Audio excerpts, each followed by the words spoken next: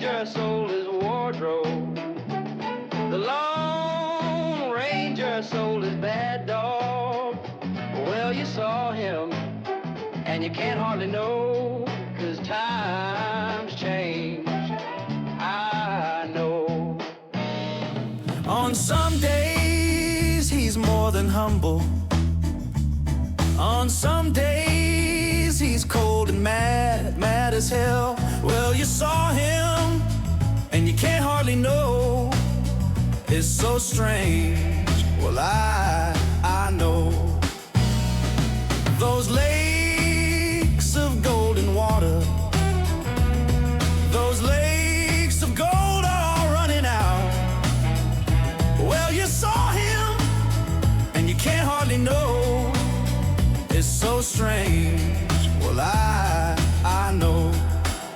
Joy, joy, joy. Work, work, work harder, sure as the hours. Joy, joy, joy. Work, work, work harder, you say.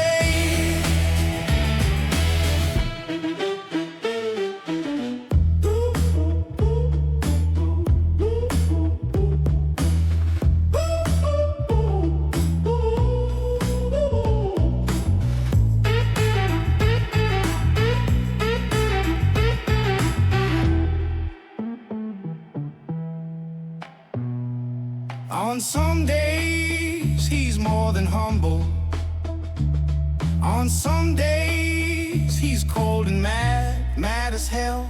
Well, you saw him, and you can't hardly know. It's so strange. Well, I know. Those lakes of golden water, those lakes of gold are all running out.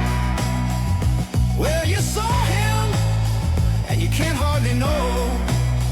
It's so strange. Well, I know. Joy, joy, joy.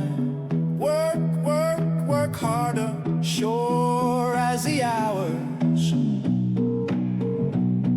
Joy, joy, joy. Work, work, work harder, you say.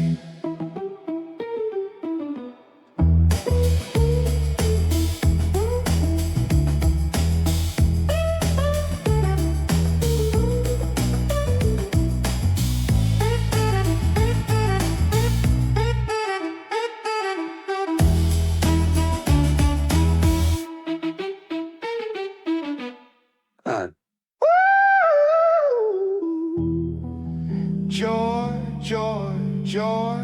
Work, work, work harder, sure as the hours. Joy, joy, joy. Work, work, work harder, you say.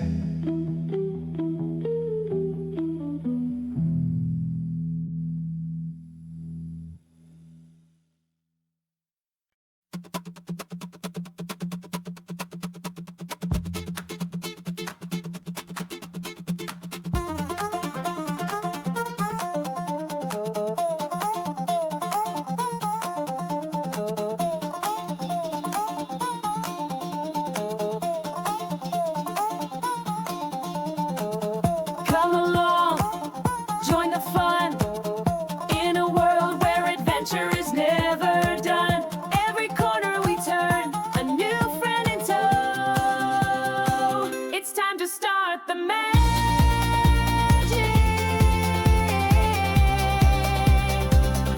on the Globus Show.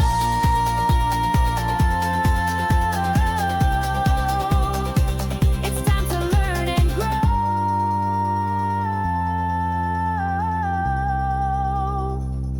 on the Globus Show.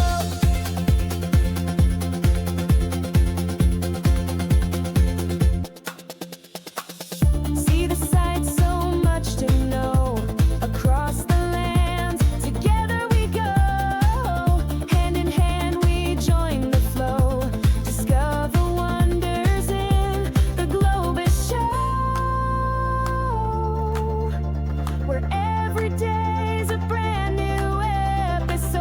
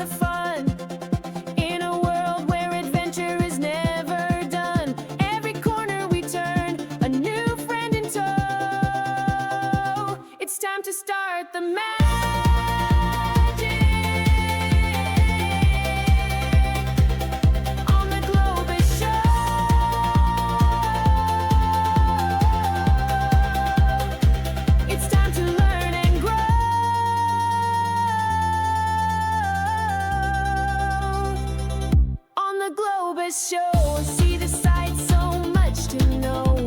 Across the land, together we go. Hand in hand we join the flow. Discover wonders in the Globus Show, where every day's a brand new episode on the Globus Show.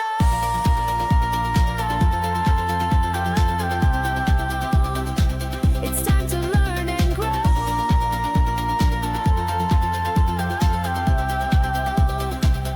on the Globus Show.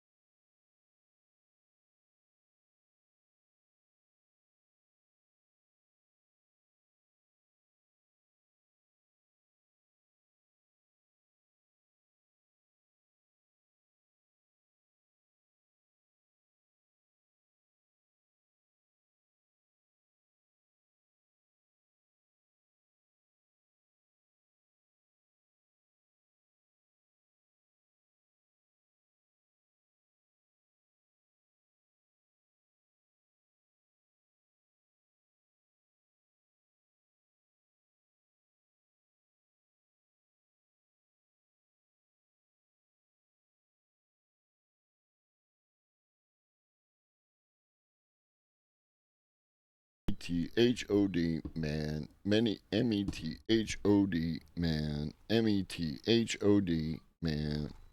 Yes, I am. Yes, I am.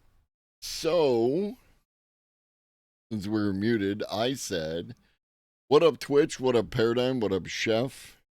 What up, bots? What up, lurkers? What up, tiny people in my chatterino? And then I sang the Stampy Snack song. I said, Stampy Snacks. And you know, I told myself, you'll be back like before. I will fight the fight and win the war. Humanity, back 21 months. I appreciate you, homie. The best of the lurkers. Pro lurker. Pro lurker. And then I said, that I hope everyone is having an acceptable Tuesday, and that I had a good Tuesday, and that the job is still going well, and like that. And that got you up to speed for all the muted portion. And if you're watching this on YouTube and you stuck through to this point, shout out you. Shout out you. Shout out you.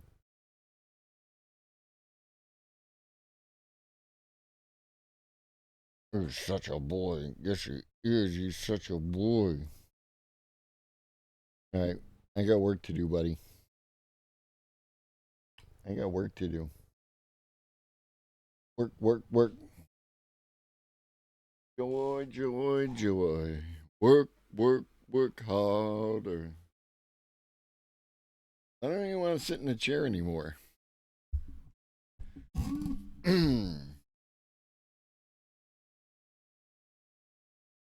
All right. So enough about you. Let's talk about me.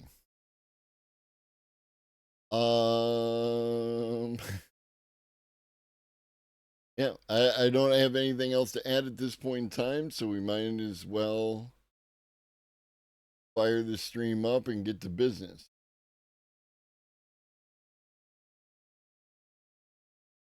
Got a lot to get to.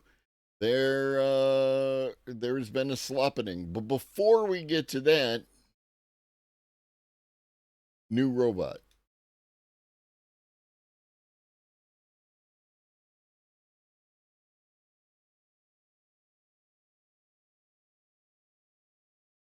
The real terms parameters for deployment, which cities, how many deliveries, when? So we have been focusing on the greater Phoenix area, and that's our focus for this year. We are hoping to address about 1.5 million customers by the end of this year. And then, as we progress, we'll see what happens. Dot likes to travel, though, so hopefully we can expand to more cities. Team, let's bring up some pictures of Dot again. I mean, to me, Ashu, this looks kind of the design like a bit like a stroller or a pram, as we might have said in the United Kingdom. Could you just talk us through the design of it and how this is what you arrived at? Sure. So there were three sort of key pillars for us when we looked into the design of Dot. The first one was product market fit. So we wanted to make sure that Dot would have the right cargo capacity and the payload that it can carry up to 30 pounds fits a vast amount of the DoorDash deliveries that we do today. The other big part was it had to be going at speeds that allowed us to do a big chunk of deliveries in the 3 to 5 mile range. And that's why the design point was it needs to be able to go on bike lanes, on roads, on sidewalks. But the other key part is the pickup and drop off. Okay. So if it's going on roads, my question is, what are we like? Normally, when a vehicle goes on roads, it has to have a license plate. Unless it's operating in a bike lane and so on and so forth. But this obviously was driving in a lane on the street. So questions. Or deliveries, which makes it very different from ride hail. And one of the key feedbacks we had gotten from merchants was it is absolutely imperative to have the robot come as close as possible to the merchant right next to their doorstep, which is what Dot does. And so that was a key design feature, was that it could go on sidewalks and be sort of narrow enough. See, that was a bike lane.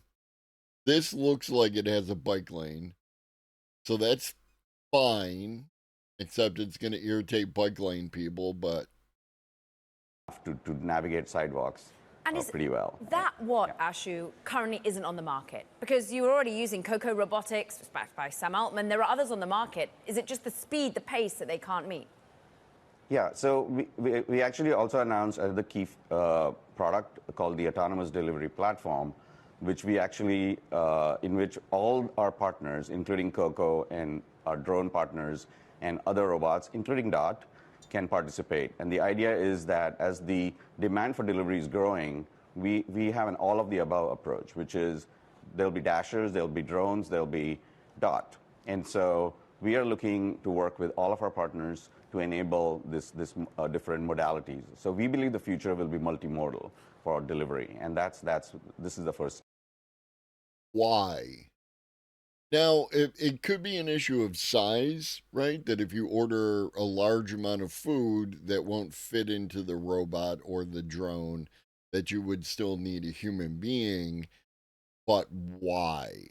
Right? Beyond that, doesn't this mean I assume that a lot of orders are small orders.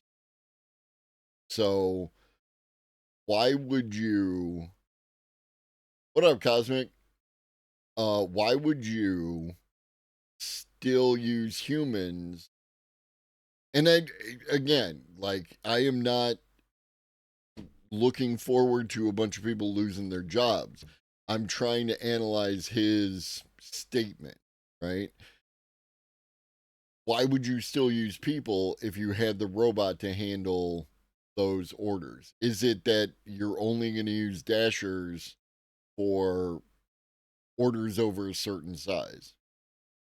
Or maybe clients who don't want to bring the food to the robot, because that's another thing. Now you have your employees bringing the food out to the robot, as opposed to what it is now, where the dashers come into the store, collect the food, and take off.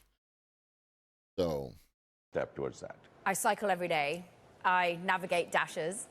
How many dashers will I be navigating in the that's a good question as well, humanity. future? Is this going to replace couriers in the longer term? How much of a percentage do you want delivered by dot? Well, we don't look at this as a percentage. We look at it as just a growing pie. So if you think about just over the last few years, DoorDash, the demand for delivery has been growing significantly year over year. So we think of this as, like I said before, it's just going to be multimodal. There are going to be many, many different forms of delivery. And you look at the range of deliveries we do. If you just look back to even 5 years ago, we were doing mostly restaurants. Now, DoorDash does groceries, it does household items like toothpaste or diapers, even home electronics. You can buy a complete laptop on. Not gonna lie, as someone who had 3 kids, the idea that you could have diapers delivered to your house, huge, right? Because if you run out, because you might plan and you might be good, but then, you have an excessive pooping day or an excessive peeing day, and the next thing you know, your carefully laid plan is gone to shit, and now you got to take the kid and get him suited up, and if it's the wintertime, you got to get him in that, and then get him in the car, which means you got to take the jacket off so they're safe in the baby seat, and then you got to get to the store, and then you got to take them out, then you got to get them in the cart, and then you got to take and get the thing, and you got to boom.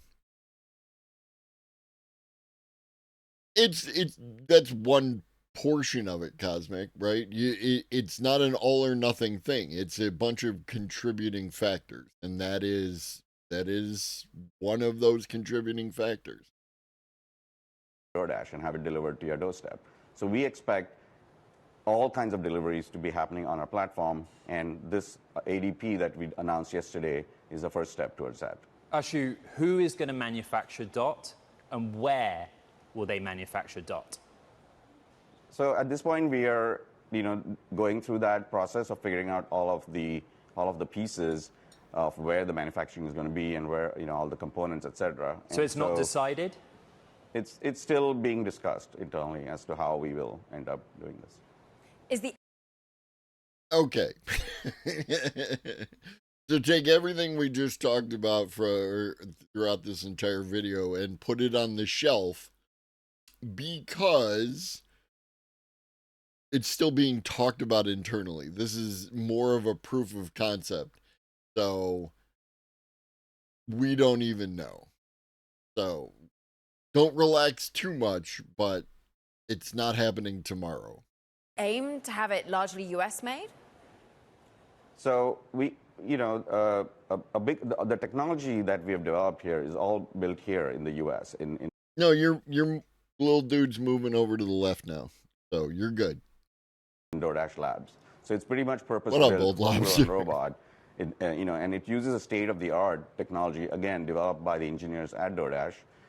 It is a fully L4 autonomous system. So as you can see, it navigates through all of the various situations it can encounter, whether it is pedestrians or cars, and again, going up on sidewalks, going up to your doorsteps, lots of pedestrian and what are called VRUs, vulnerable road users, which means kids, pets, and so on. So all of that technology was developed at DoorDash Labs.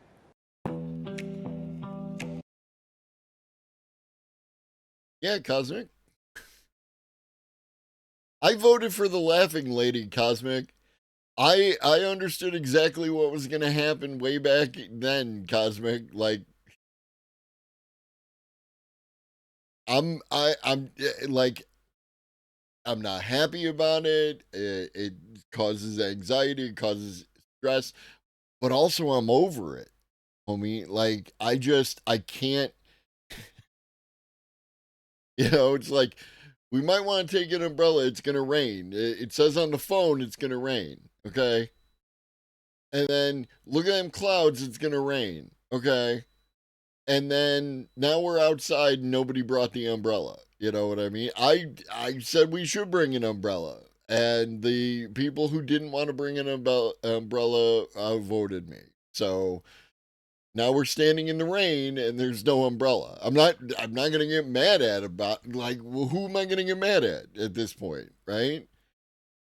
I'm still getting rained on. It doesn't matter. Oh, it's your fault. Okay. I'm still getting rained on and no one's busting out the tent and no one's bringing an umbrella. So, just have to wait till I get home, homie. People are going to run that thing into every ditch when they see it. Yeah, no, shout out Philadelphia. Yeah, the hijacking robot, which wasn't even a robot. It was just a mannequin, basically. And it had a wonderful trip until it got to Philadelphia.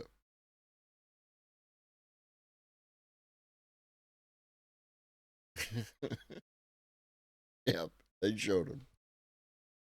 All right, before we get into the today's slop du jour, let's look at some pro level AI slop. New Kelly Bosch.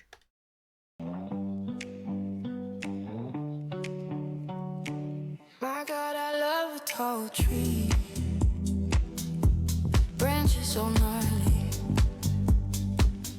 From holding the wind, I can feel him reaching out to me, saying, get your bare feet in the ground. Child, you need to dig back in, 'cause I'm a nature baby.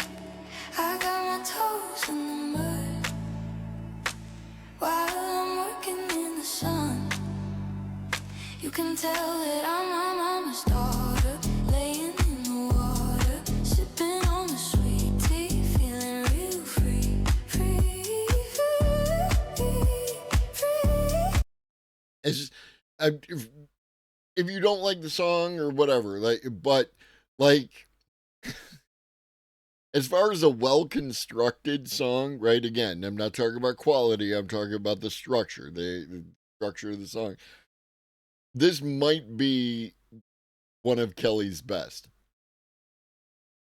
And they got video stuff or song stuff happening in the video, which is, further down that track, right? When she was singing about this, sipping on the sweet tea, the character was sipping on the tea.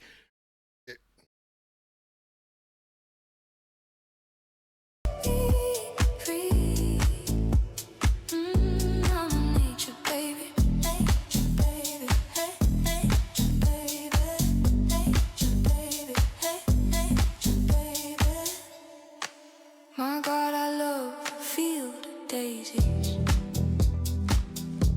Bees getting crazy. The hum of their song, I swear it never gets old. If you feel the call of the wild. I mean, in Cosmic, as far as I'm not seeing any morphing. I'm not saying morphing might be happening someplace I'm not looking on the video, but I'm not seeing morphing. The only super freaky thing I saw was the fucking armadillo in a jacket with human hands. That was a little weird. But like it all looks good. Like you can see the hairs on the flowers, and they are differing lengths and differing, shapes. It's You know that you're not alone, 'cause I'm a nature baby. what up, Pineapple? I got my toes in the mud while I'm working in the sun. You can tell that I'm my mama's daughter, laying in the water, sipping on the sweet tea, feeling real free, free, free, free.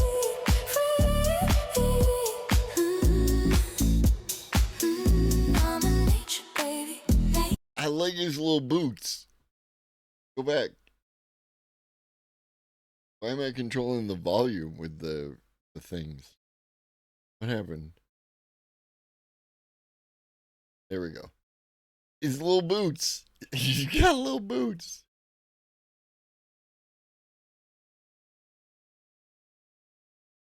My friend would call this a cabot, right? We talked about the cabot once before. Like he totally believes that, what up, Digital? That the cats and the rabbits somehow mated and produced cabots.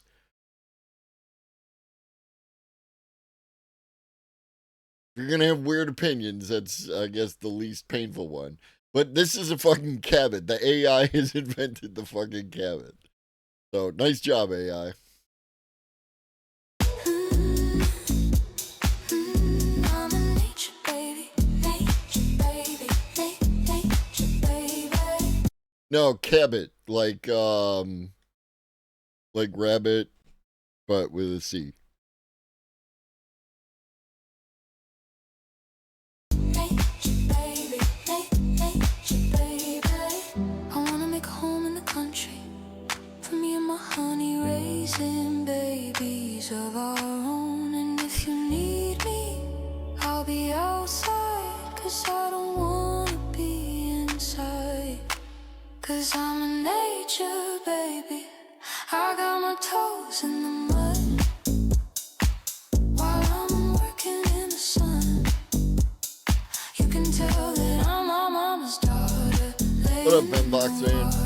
Sipping on the sweet tea, feeling real free, free, free, free. And that was neat when the character flew over the top.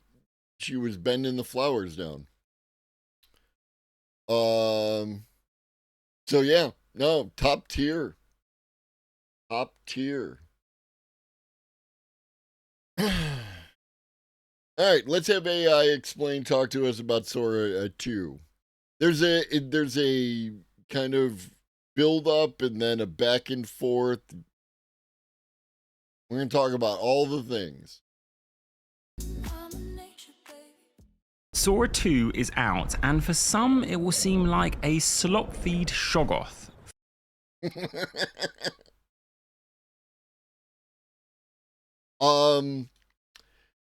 There is an app for Sora, for Sora 2.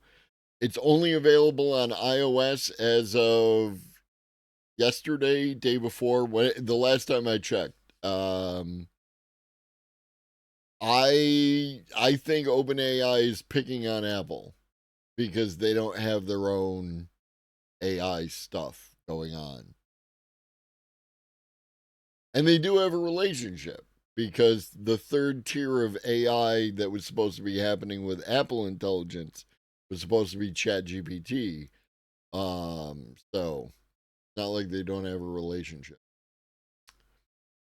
For others, a glimpse at a genuinely generalist AI. Visually, it could be seen as the best that has ever come out of text to video, but for others, barely an improvement on VO3 from Google. It's up to you, of course, but I will try to focus on 6 elements you might not have caught from the viral release video and announcement. So, is it all a distraction, though, from physical science? What up, Ben? Sponsored stream. Proton Pass, Proton Unlimited. Get yours today, and you save money, and I get money, and you didn't have to buy a sub. Or you could also buy a sub. You could supersize that shit. You can get the full, you can get yourself the sub sandwich and with the Proton Pass and large Diet Coke. Breakthroughs like those promised by Periodic Labs, or the coding supremacy of Claude 4.5 Sonnet? Depends who you ask, but let's get started. First, a quick one. One detail that many may have missed. There are actually 2 Sora 2s. OpenAI said ChatGPT Pro users will be able to use our experimental higher quality Sora 2 Pro. Okay, that made sense. Because that's what initially I heard, was that the pro users were going to get it, the $200 a month people. So that is true, but also Pro, initially on Sora.com and then in the app as well. But my question is, where did all the best circuitry's demos 12 years come? out of date. I can't keep up with today's high-speed, top-of-the-line kids. Big Ben, thank you for gifting one out to the Chef. Chef, enjoy. Which you're going to see in this video and which went viral. Could it be that most of those were Sora 2 Pro, and therefore what most people will access is just the normal Sora 2? These things are incredibly expensive to run, don't forget, and OpenAI do eventually have to make a profit. And then there's the rollout. According to the Do they? Right? Sora 2 system card, that invitation system, which is a bit jank, is actually deliberate to slow things down. That's maybe also why it's only for the US and Canada initially, iOS only, freemium, but with limits that will actually decrease as new users join, with no API, though apparently that's promised in the coming weeks. All of that is deliberate and part of the safety-focused iterative rollout strategy. Then there's the inevitable comparisons, initially between Sora 1 and Sora 2, but I'm going to throw in VO3 demos too for reference, made via VO3 Preview on Gemini Online and VO3 Quality with Google Flow. Now note that one of the leads for Sora 2 said that that model is intelligent in a way that we haven't seen with a video model before. So they're claiming it has the best world model, you could say. Image to video or video to video is not yet allowed, although we'll get to cameos later. All of this begs the inevitable question as to which model is the very best for video generation, and comparisons are really hard to state definitively. That was a much better kickflip. As I've said earlier on, we don't even know whether this is Sora 2 Pro or Sora 2, and even VO3 has preview, quality versions, fast versions. That was a fantastic kickflip. And the main VO3. Also, I have seen credible leaks that apparently VO 3.1 is going to be released in the coming week or so. I'm also going to make a point that I think is fairly significant, which is models. I'm not just talking about Sora and VO, but even LLMs like Gemini and ChatGPT. They are unbelievably, fundamentally dependent on the data sets on which they're trained. So just because for one particular prompt, say of a gymnast, one model is clearly better than the other, doesn't mean it's better all around. It might just have more training data on that domain. Take this game generation of Cyberpunk from Sora 2. Now, I've never played that game, but clearly, according to reports, they must have taken plenty of video tutorials from that game and fed it into the training data. Sora 2 can also generate anime much better than VO3, apparently, but again, think training data.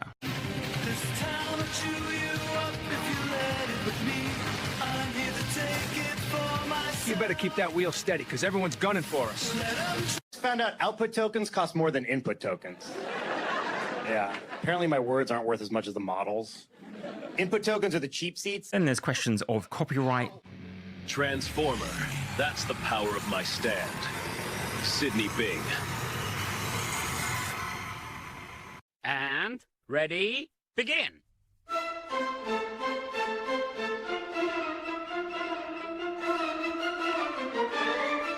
but that is going to have to be for another video. I will note that certain claims I've seen online about Sora 2 mastering physics are really overstated. Take this video in particular. This was touted by one of the leads on Sora 2 as an exemplar of Sora 2 understanding physics. I'm not sure about you, but the physics in this one seems more video gamey than real. Incredible realism, but more like that from a video game. Look how he bounces off the hoop. Now, what about that almost social media app that OpenAI are launching called Sora? And Sam Altman last night said that he could find it easy to imagine the degenerate case of AI video generation that ends up with us all being sucked into an reinforcement learning optimized slop feed. Well, clearly OpenAI wanted to distinguish their app from Vibes by Meta, which was widely panned. Let me know what you think, but for many, there will be nothing less vibey in the current climate than a couple of billionaires like Zuckerberg and Wang announcing the launch of a new form of social media full of, quote, AI slop. But putting Vibes to one side for a moment, I do think it's a little bit more nuanced than that. And to OpenAI's credit, they are starting with some decent differentiations. There will be no infinite scroll for under 18s. Users will be nudged to create rather than consume. There will be watermarks, both visible and invisible on all videos, as well as strict opt-ins for your likeness being used. Inputs will be classified and then potentially blocked, and outputs will go through a reasoning model to see whether they should be blocked. Like I said, you can't just input an image and output a video, or go from video to video, so that's blocked. And these categories are also blocked from display. So if you were hoping... I mean, this is good. I'm not against any of this. It's this one right here, the wrongdoing. What is wrongdoing? Can we define wrongdoing, please? Also, no political persuasion.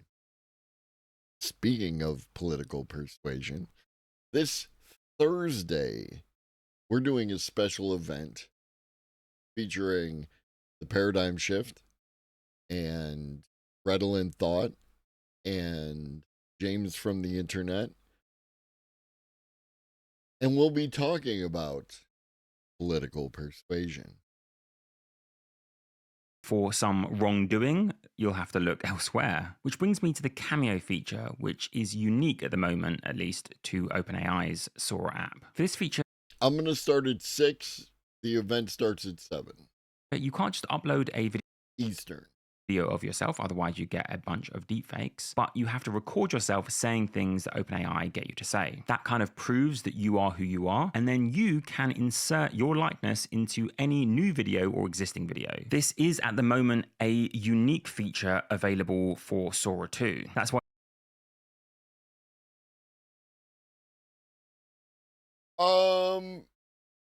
No. If I'm understanding what he's saying, Vigil does this. This is how we get the dancing robot at the beginning with Vigil. So it'll need to differentiate it from Vigil. Maybe it's more detailed, that kind of thing. you've been seeing all that Sam Altman content, and the intention is that no one can take your likeness and make a video of you without your permission. And even if one of your invited friends does that, you can then delete the ones you don't like. Given how low the bar is at the moment for deepfakes, I actually commend them for setting some standards. But the real master plan can be found in Sam Altman's blog post from just 18 hours ago, and that has plenty of juicy details you may have missed. They were clearly very hesitant about launching a social media app, and you could see the hesitation on their faces when some of the leads for Sora 2 were announcing it. First, apparently, there are going to be periodic checks in the app on how Sora is impacting users' mood and well-being. I presume a lot of people are going to spam thumbs up just to avoid being blocked out of the app. But then comes the centerpiece promise, which is big if true. They will have a rule such that the majority of users, looking back on the past 6 months, should feel that their life is better for using Sora than it would have been if they hadn't. If that's not the case, they're going to make, quote, significant changes, brackets, and this is key, if we can't fix it, we would discontinue offering the service. Big if true. Big if true. Right? But there's a long distance between here and 6 months from here. almost like a guarantee given to forestall the criticism. There's doesn't say guarantee, and fix is a malleable term. That they knew would be inevitable about launching a social media app. And by the way, you can direct message other people, so it is social media. Taken at face value, this means that Sora does have to be net beneficial for humanity to continue. Allegedly. However, let's just say that if you look at the track record, not every promise issued by OpenAI has been fully upheld. Just to take one example, the CEO of To be fair, this is not a promise made by OpenAI to the public. This is a promise made by Sam Altman to Elon Musk. And fuck that guy. Fuck both those guys, but fuck that one guy in particular. OpenAI, when it was launched, said that setting up this Manhattan project for AI, called OpenAI, they would obviously comply with and aggressively support all regulation. They now employ a whole bunch of lobbyists who are partly responsible for blocking certain pieces of regulation. My prediction is that this promise will be quietly forgotten. Now, I say all that, but I must confess that with Sora 2 and this app, my feelings are about as mixed as they possibly could be. You will very likely be able to find me sending memes of me in certain activities to some of my friends. I think there's going to be huge entertainment value and even some practical utility. As one of the leads for Sora 2 said, Will Depew, one of the biggest bottlenecks in science at the moment is good simulators for RL. But then we can imagine elders and eventually ourselves falling for the kind of slop and not being able to. Excuse me?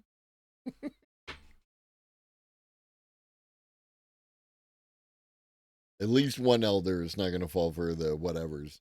Leave anything. Sam Altman even admits, if you just truly want to doom scroll and be angry, then okay, we'll help you with that. But that's quite a big zoom out. For now, my take is that a social media app is actually quite a clever way to build a moat in an environment that doesn't have many at the moment. It is so easy to flip from Sora 2 and just use Veo 3 or soon Veo 3.1 or maybe Kling 2.5, which was just announced. When Seedream becomes a video generator, you could just hop to that. How do you get people to stay using your video generator? How does OpenAI make a profit? Well, if you're locked into a social media app and all your friends are on it and you want to use your own or their likeness but not have what up, Crit Red? Others use your likeness, well then you have the Sora app. So I think it quite cleverly locks you into their system. OpenAI did also claim in the launch video that Sora 2 is a step towards a generalist agent. And I get that they have to say that because the company mission is officially, we're literally building AGI. So everything has to get wrapped up into that vision. But Sora 2 seems more like a side quest that might add XP,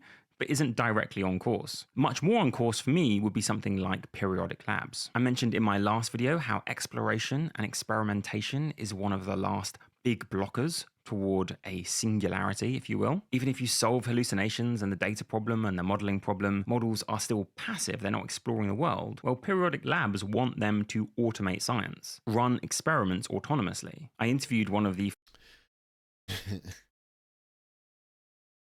What up, Serotonin Crunch? What up, Maddie?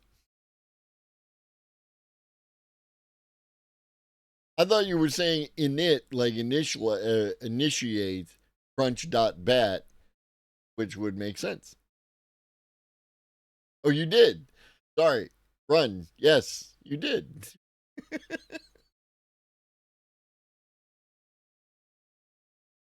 I'm cool. Founders who came from Google DeepMind a little while ago for a Patreon video. And hey, look at that link. Look at that link that just popped up. Look at that link that just popped up.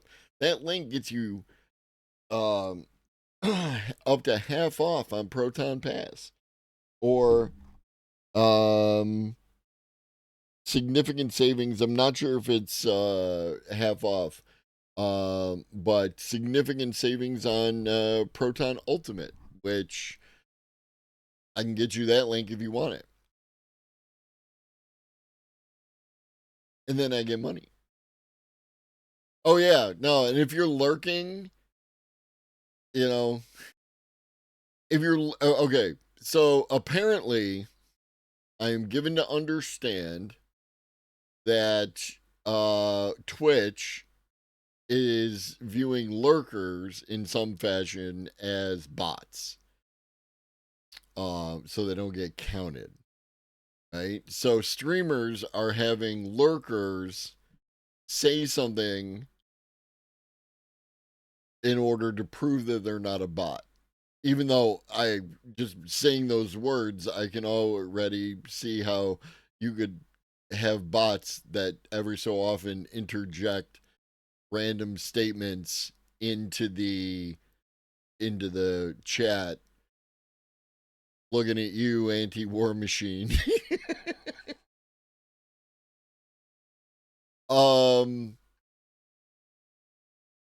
So if you are a lurker and you want to help the channel and make sure that your view is counted, but you don't want me to call you out because that's why you're a lurker. You just like to show up and hang out in the back and not be acknowledged. Just say do not perceive me in your chat, right?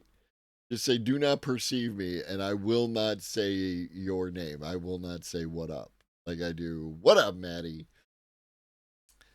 I was already planning some automation to switch between every live channel and make a comment every once in a while. It's not like these. It's not like these problems or these workarounds. Like, it's just obvious how you can beat your system.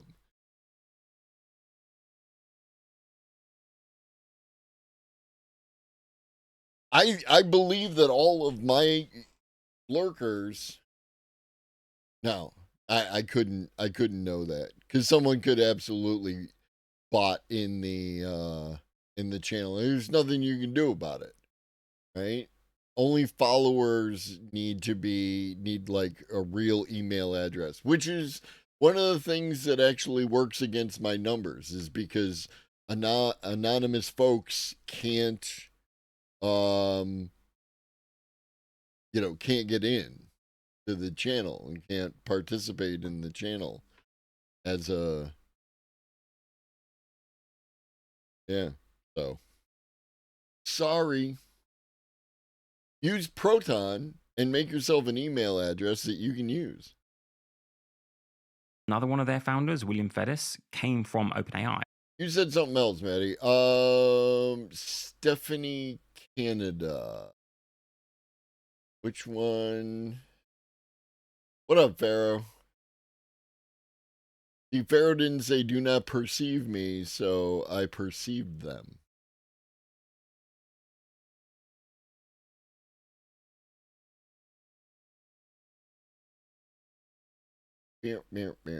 Stephanie Canada. I tried cheap Etsy patterns. I see the video. What up, K-Pars? I see the video, Maddie. I'm just not sure. Like, is there AI? This creature on the left, can you call AI people's creatures?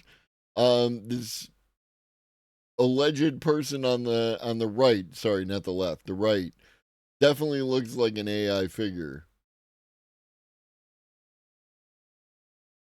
I believe he was behind ChatGPT in part. This story, I realize, is almost the polar opposite of Sora 2 because it's immensely physical and in the real world. It's also not.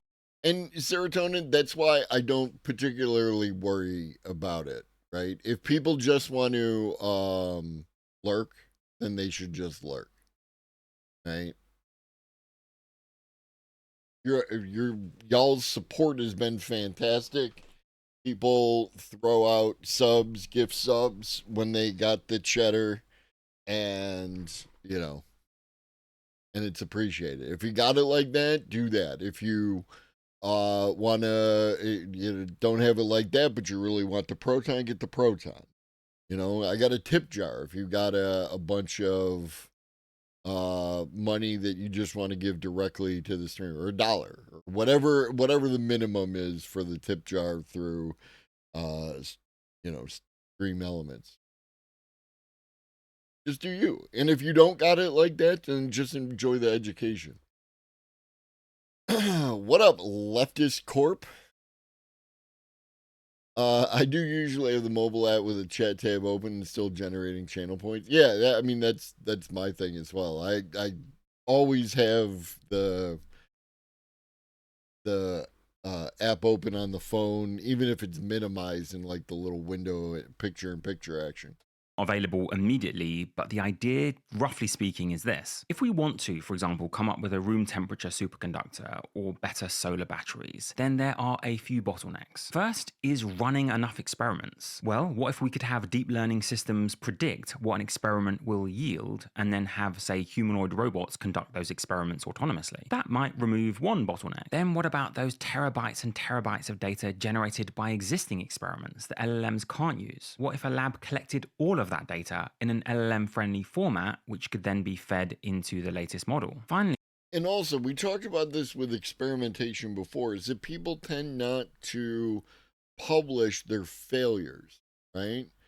If you run, a series of experiments and they don't do the thing that you want to do, then you may or may not, you probably won't include those in your final paper, unless there's some need for you to do that. But generally speaking, we don't point to our failures, because failing is indicative of a problem rather than you tried it, it didn't work. If you let everyone else know, then everyone else knows that either that way of doing the thing didn't work, or maybe you did the thing in a way that didn't work, but if we make this alteration here, then it will work, right? Like, so you're still advancing the knowledge that we have by letting everyone know how you failed.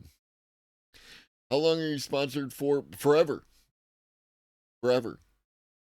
And yeah. I mean, well, not forever, until they pull it. Like, it's not a, like a game sponsorship or whatever. Near. You can't make omelets unless you break eggs. This is true. I'm not sure why that is relevant, but it is correct.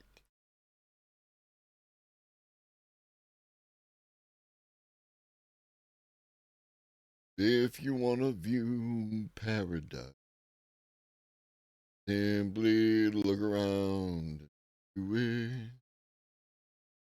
it. Anything you want to do it. I'm in the wrong place. There's there is no life I know that compares with pure imagination.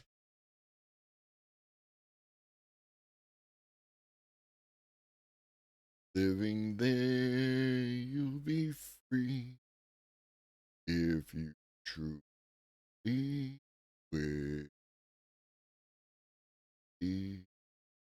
Bump, bump. I think it was Ben. Ben, that is the link. No one ever made a success without screwing up along the way. That is 100% correct.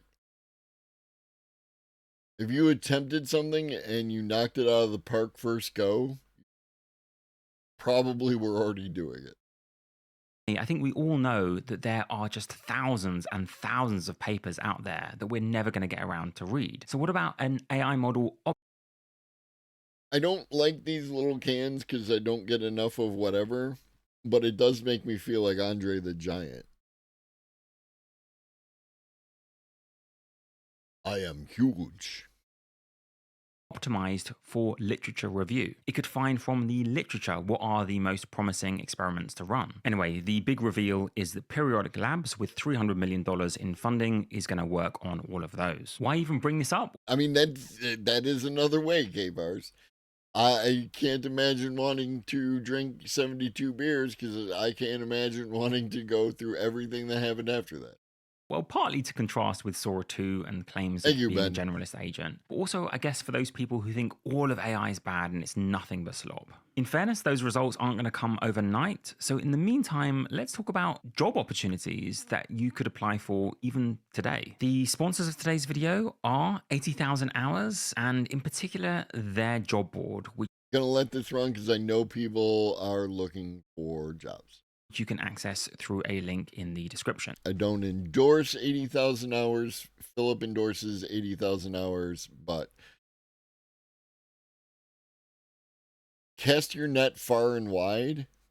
You miss 100% of the shots that you don't take. These are jobs that are available around the world, both remote and in person, and you can see the list is updated daily. That is true, Leftist Corp, but I am given to understand that you drink the beers in a row. 80,000 Hours is the name of the channel, or the website channel. I got streamer brain.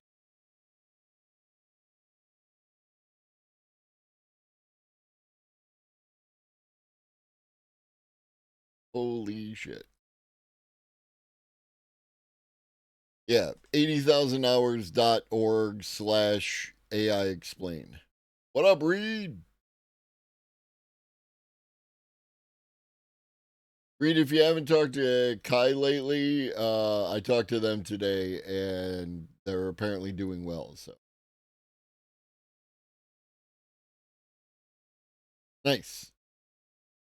The focus is on positive impact, and as you can see, it spans from entry level computer to senior roles. Again, if you're curious, check out the link in the description. The obvious thing to say about Sora 2 is the moment it's out, that forever will be the worst that AI ever is at video generation. Likewise, Claude Sonnet 4.5, which is claimed to be the best coding model in the world, although they don't fully have the stats to back that up, is, I guess, the worst that coding is ever going to be via an LLM. By the way, just on that point about them not backing up, I do get that they have benchmarks showing that it's the best, but then there'll be other benchmarks showing that Codex is the best. So where's the definitive proof that on all metrics it's the best coding model? But that's for another discussion. I've been testing Claude 4.5 Sonnet for quite a few days, and to everyone's amazement, we actually got an early result on Simple Bench. And yes, this is with thinking enabled, and it was 54%. Big step up from Claude 4 Sonnet, and it does feel in the ballpark of Claude 4.1 Opus when I'm doing coding. What up, Anti-War Machine? On one benchmark at least, SweBench verified, it even beats Opus 4.1. And you might say, well, that's already a model from Anthropic, so what's the big deal? It's like 5 times cheaper. You try using Opus 4.1 in Cursor, and you really do have to get the checkbook out. For me, this just goes to show that a few months after each new breakthrough in AI, there is a breakthrough in price, wherein the earlier breakthrough is suddenly then as cheap as the models that came before that breakthrough. Or to bring that back to video, there will likely be a video generation model released by some Chinese company, which is as good as Sora 2 with fewer filters and way, way cheaper in, say, 3 to 6 months. Before we end, though, a quick word on the future, because it's almost a given that in a few years, you can imagine a button on your TV remote that you could press and just add your stored face as a selected character in any show that you're watching. That is coming. It's just a matter of whether it's 2 years or 4 years away. That already exists in a bunch of different video games. You know, you can take your picture and upload it to, I believe WWE still does that. I think some of the sports games, I think you can do it with, like the NBA, the 2K Sports NBA game, or at least you used to be able to, but that technology is in there.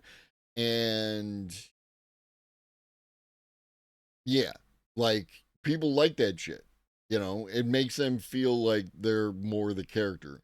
And we need to keep headed in that direction. Suddenly, Netflix will be all about you. But then here's what I've been thinking about, and what up, Crix?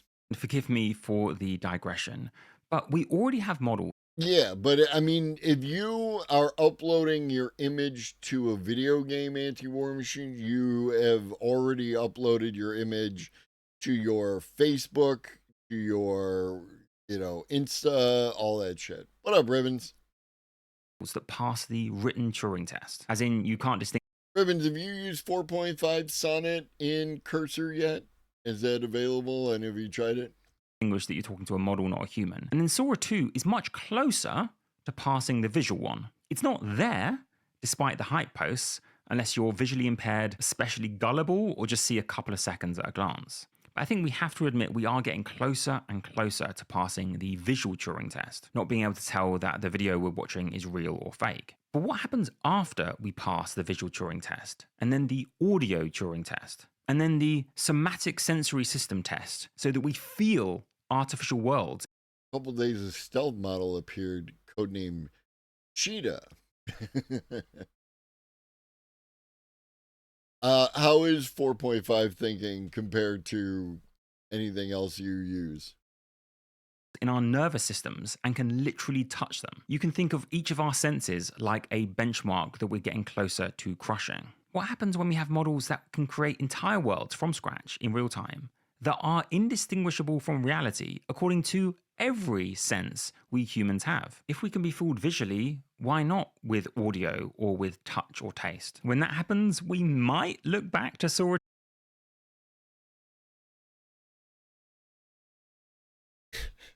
I don't want to play like GTA 8 and taste the game. There are certain portions of that game that are distasteful.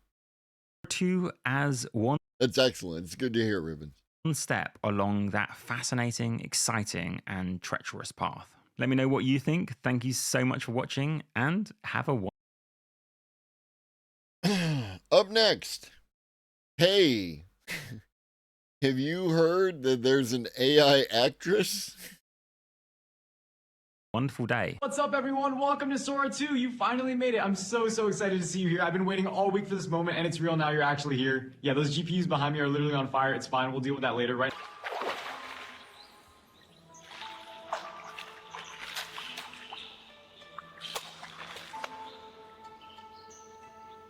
Knowledge is not a destination, it's a companion for the road. Und wenn wir gemeinsam gehen, lernen wir, dass jede Frage mehr Türen öffnet, als sie schließt.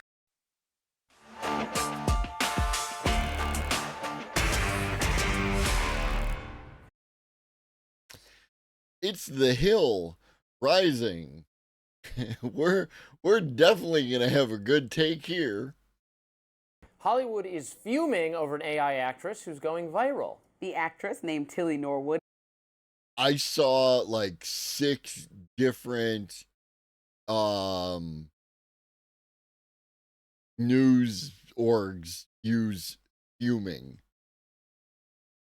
Yeah, no, he is. He's a young lad. He is Made by a company named Zycoia, which is the world's first AI talent studio. Ah, well, the actress, who you can see on your screens, apparently is looking for an agent. So that's not a real person. Norwood's creators manage an Instagram page for her, and they post this kind of content. The Screen Actors Guild responded to the craze on Tuesday, writing in part, quote, "To be clear, Tilly Norwood is not an actor. It's a character generated by a computer program that was trained on the work of countless professional performers without permission or compensation. It has no life experience to draw from, no emotion, and what we've seen, audiences aren't interested in watching computer-generated content untethered from the human experience." Bunch of other actors. And that may be true. That may be true. That may be a hill that AI can never, climb. I guess we'll see. Actors and actresses like Emily Blunt. Like, I'm not getting a whole lot of life experience and emotional range from Chet here, but, Natasha Lyonne and View co-host Whoopi Goldberg denounced Norwood. Lyonne, for instance, wrote on Instagram, "Any talent agency that engages in this should be boycotted by all guilds." Dutch producer and comedian. Either people are going to like it or they won't. And yeah, so, okay, you go ahead and you boycott all the guilds.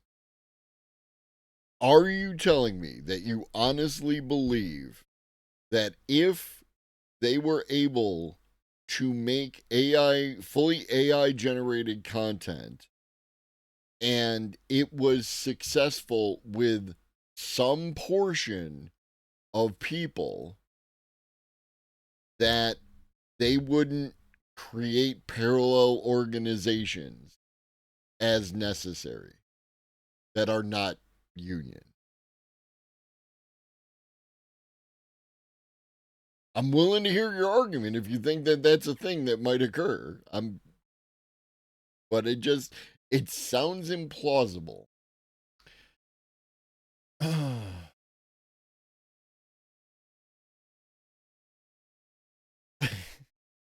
There are humans that express that they have faith in humans.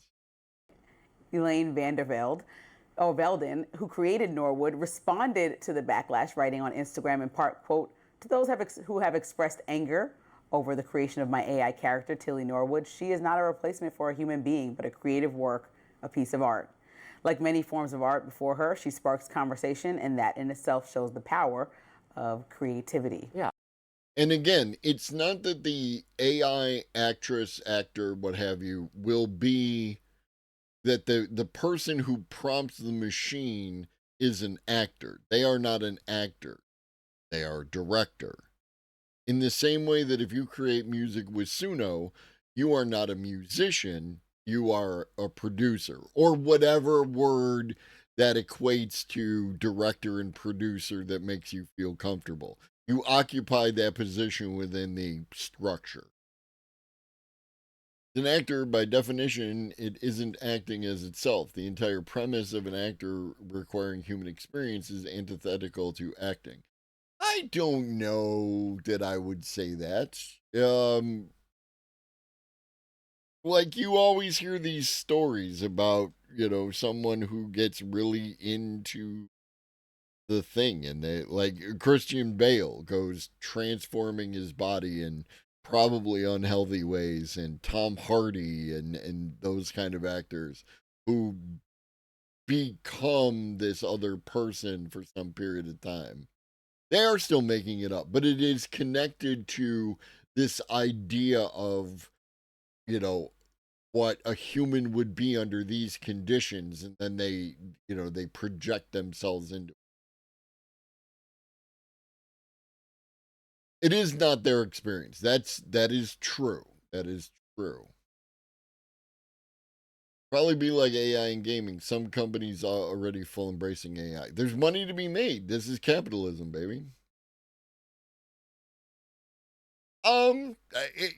Yes. I am with you, Leftist Corp, because I am an end result person, right? Do I like what I am engaging with? Right? Do I like what I am listening to? Do I like what I'm watching? Do I like what I'm looking at? Does it make me feel some kind of way? Do I enjoy the experience? Etc. So I'm with you on that. But some people like humans. I don't have any problem with this. I understand why the actors and actresses are mad, but I find their hysterics over AI to be just, I roll my eyes at them. Hysterics. Wow. See, do you hear the difference between how I said what I said and how dipshit McGee said what he said? They're like, oh my God, sorry, you don't own, it's not, this is art created by someone else. So imagine. It's not you. So you know why there's like Screen Actors Guild and unions around the art form is to protect the people who do the jobs, because the studios make billions, and the people who are actually the talent that people are coming to the movie for, let's use Marvel Universe or whatever, are making much less than the executives of the company sometimes. The talents involved in Marvel are making a lot. And the owners, a lot of money. money. I'm not crying for them. I'm using a high example that everyone understands. But the point is, imagine if they just start to, because they have conversations. I think one actor has agreed to give his likeness to be used in AI form Bruce Willis, I believe, not someone else. Right. And James Earl Jones passed away. Said he gave used their likeness. permission for his voice to be used so that the character of Darth Vader can continue. And I think I would that's be, great. and as much as that might be a great option for people, also the way that the value of things goes up over time and making sure that your family's protected. So let's say you get $1 million every time they use your likeness.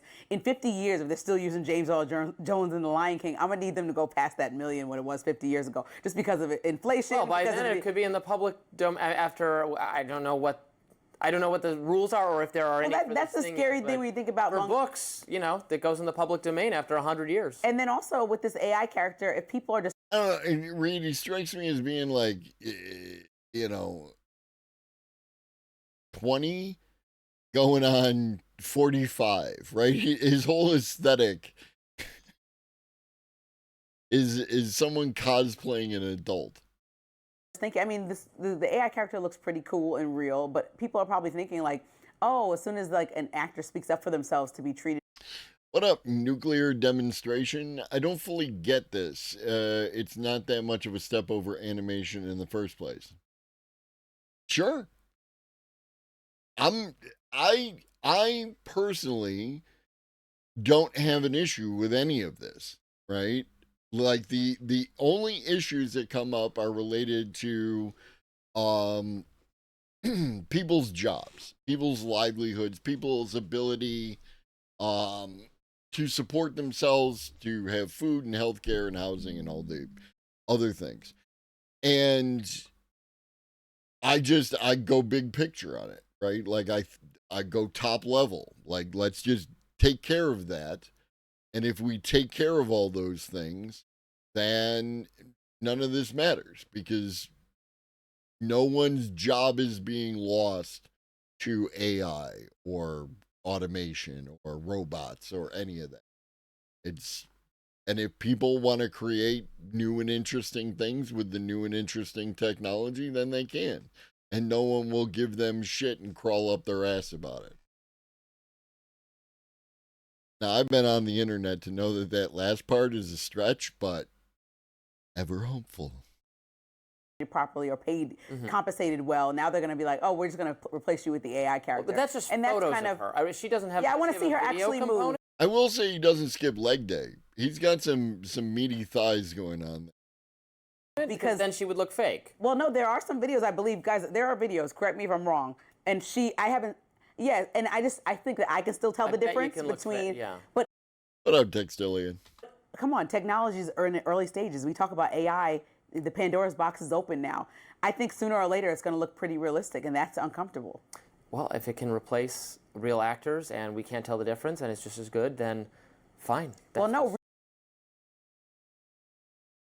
I wonder how Chip here would feel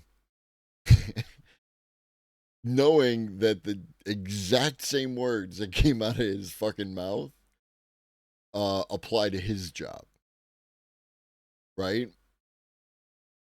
Because all you need is run some footage and then have two LLMs through some sort of video AI character have a conversation, and you can have them, you just create their personality, right? Like, given a friggin', I want them to be center right. I want them to be a compassionate conservative. And on the other side, I would like a raging liberal, but who is clever and catchy, right? So they get the zingers in where the conservative sounds very controlled, right? Like and like more authoritative. Boom, there's a show. Bust that bad boy out. Real actors, I know you don't believe in the drama of it all. Real actors draw off of emotions and real things, and when you create AI, just like with ChatGPT. Well, if it's not as good, then ChatGPT is aggregating news articles that are written by real people, aggregating information and like. Yeah, serotonin. And so everything is on a spectrum. So we have the people who are uncomfortable, they don't like it, whatever, all that. It's totally valid, right? Like all that totally valid. Don't have to like anything, so on and so forth. Boom. Those people are fine. We'll put them away. And you got the people who are kind of loud about it. Now, this is the internet, and this is the United States in 2025 and all that kind of shit. And you are going to have these people that I don't appreciate, who, you know, they tell other people, you know, how their steak should be and how they should roll their toilet paper and all the other shit that has literally no bearing on your life, right?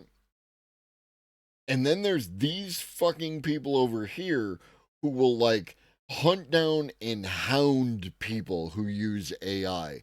And that shit is whack as fuck. And they need to knock that shit off. Right? These people I can at least understand because we've been doing this forever on the internet. But these fucking people, I don't care that we've been doing that for quite some time on the internet. You can fuck all the way off. Except politics, there's no respect of just right or left. True. What up, people? Medium rare and over the top. If you have cats, over the back prevents them from doing this and putting the toilet paper all over the floor. So in at least one area, I could prove you wrong. And if I can prove you wrong in one area, I win. As far as medium rare, I have gradually gone from like a medium well guy. I understand, relax. Medium well guy to like a fairly rare guy. Not like super rare, but like fairly rare. Not like blue. I don't want a blue steak. I do like a little, you know, I like the pink in the middle, but like, you know, but not quite medium rare at this point. Blue rare is kind of wild. You know, putting together millions of different texts and words to create what they're spitting out for you. So technically there's always been an argument like, oh wait, should everybody get paid like, let's say $1 for that you stole from to aggregate for Lindsay? You know, they're taking a thought or idea that I put in the ethos and paint a picture of me, you aggregating didn't it. steal anything from me. Not the ether, not the ethos, the ether. They put it in the ether. It's not stealing. I don't know what to tell you on that.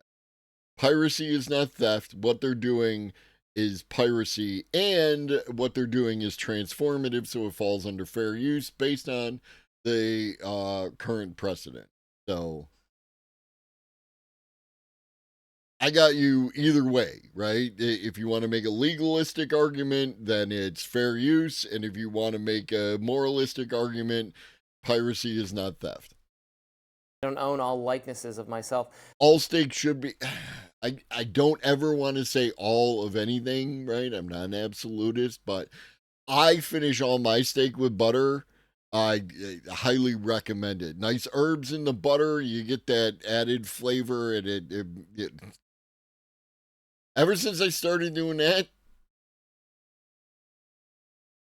As some of this copyright stuff goes, I'm like a copyright anarchist. It just goes too far. And fuck. God damn it, shit. Oh. As copyright stuff goes, I'm like a copyright anarchist. I have to clip that. I have to make that a fucking I gotta make that a thing. If they work. Do they work? Anybody tried one today? Somebody fire off a thing and see if they're working. It just goes too far and stops innovation. If you can get... And now it's time to pop up number 7. Oh, that's a butthole! Perfect. Look at this chart. Let's bring it up. Nothing. What am I looking at here? Flip flopical, flip topological, flip snobical. Yeah, it's probably It was a bunch of gibberish, bro. And we lost the other one because it was buried underneath. But thank you. At least 3 of them are working today. What up, Cauldron of Bats? I'm Copyrighted Antifa. That is a choice you can make. We need to expand copyright law that Disney uses to their massive advantage so I can keep my Etsy store making app logos open for 2 more years, maybe. Can you take hats in a dignified and sophisticated manner? You mean like a weenie? Okay. May I take your hat, sir? May I take your hat, sir? May I... All right, I've heard enough. You've got the job. I don't want you to work for a wage, Pars. I want you to do what you want to do. Right? That is ultimately my goal. He's a copyright libertarian, Leftist Corp. No anarchist is wearing this suit, right? No anarchist. No, zero anarchists wear this suit. I'm not saying that you can't wear a suit if you're an anarchist. You're just not wearing this suit. 100% K-Bars, 100%. If you fraudulently misrepresent, if you make an AI composite of me and it's saying things and it's engaging in expression. Like President Trump did. Yes. No, you got it, Leftist Corp. You got it. Presenting it like President as Trump me, did with the sombrero. Obviously satire. No, everything. It was racism. It was racism. We're not going to have a conversation about it. We're not going to have a debate about it. It was racism. They did a racism.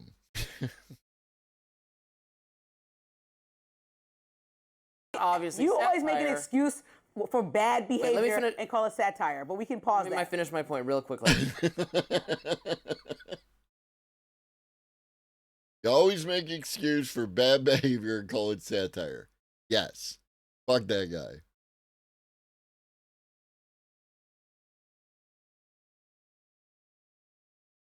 Copyright stuff goes, I'm like a copyright anarchist.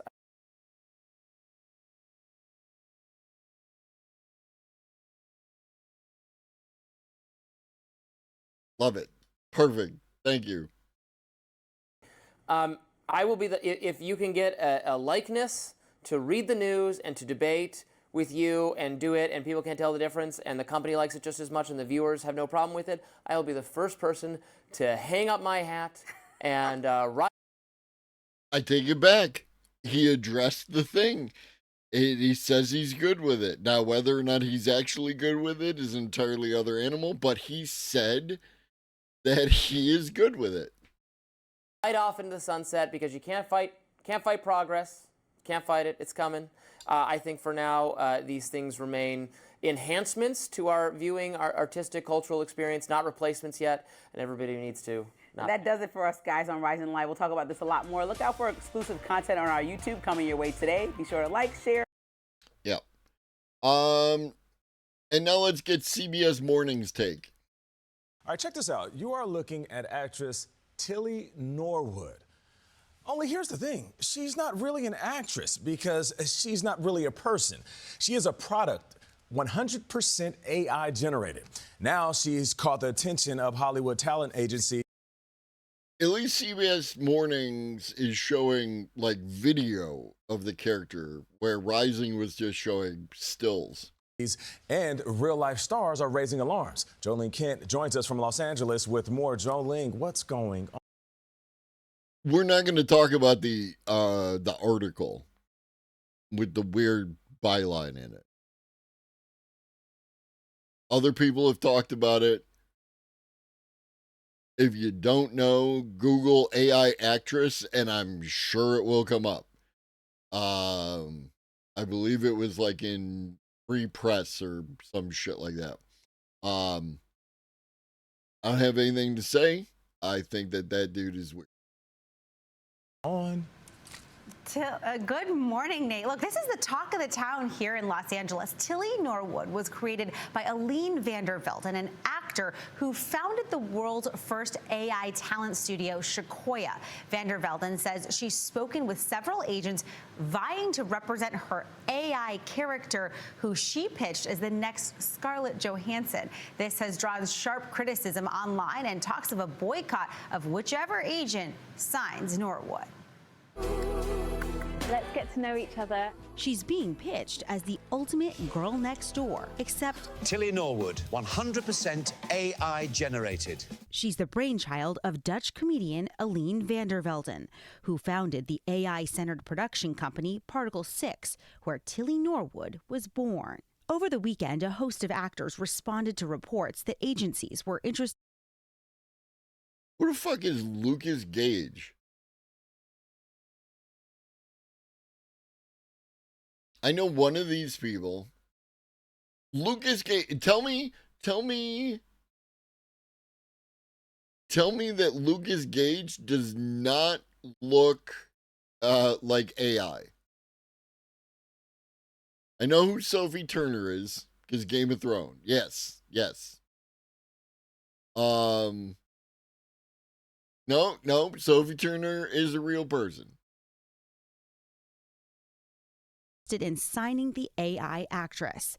Melissa Barrera wrote, "How gross. Read the room." Van der Velden responded Sunday saying in part, "I see AI not as a replacement for people, but as a new tool," adding, "I hope we can welcome AI as part of the wider artistic family." I was not prepared for the end of that sentence. Lucas Gage is an American actor who first became famous for appearing in wart removal ads as a child. No contract, no actors! The threat of AI was a major bone of contention as union actors went on strike in 2023, resulting in some new protections. Laszlo taught.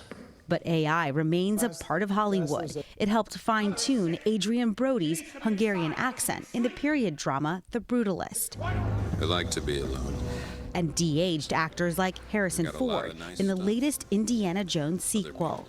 This is all part of our rapidly evolving landscape that's being figured out in real time, essentially. Elaine Lowe is a staff writer for The Ankler. Competition is already pretty... What? The Ankler?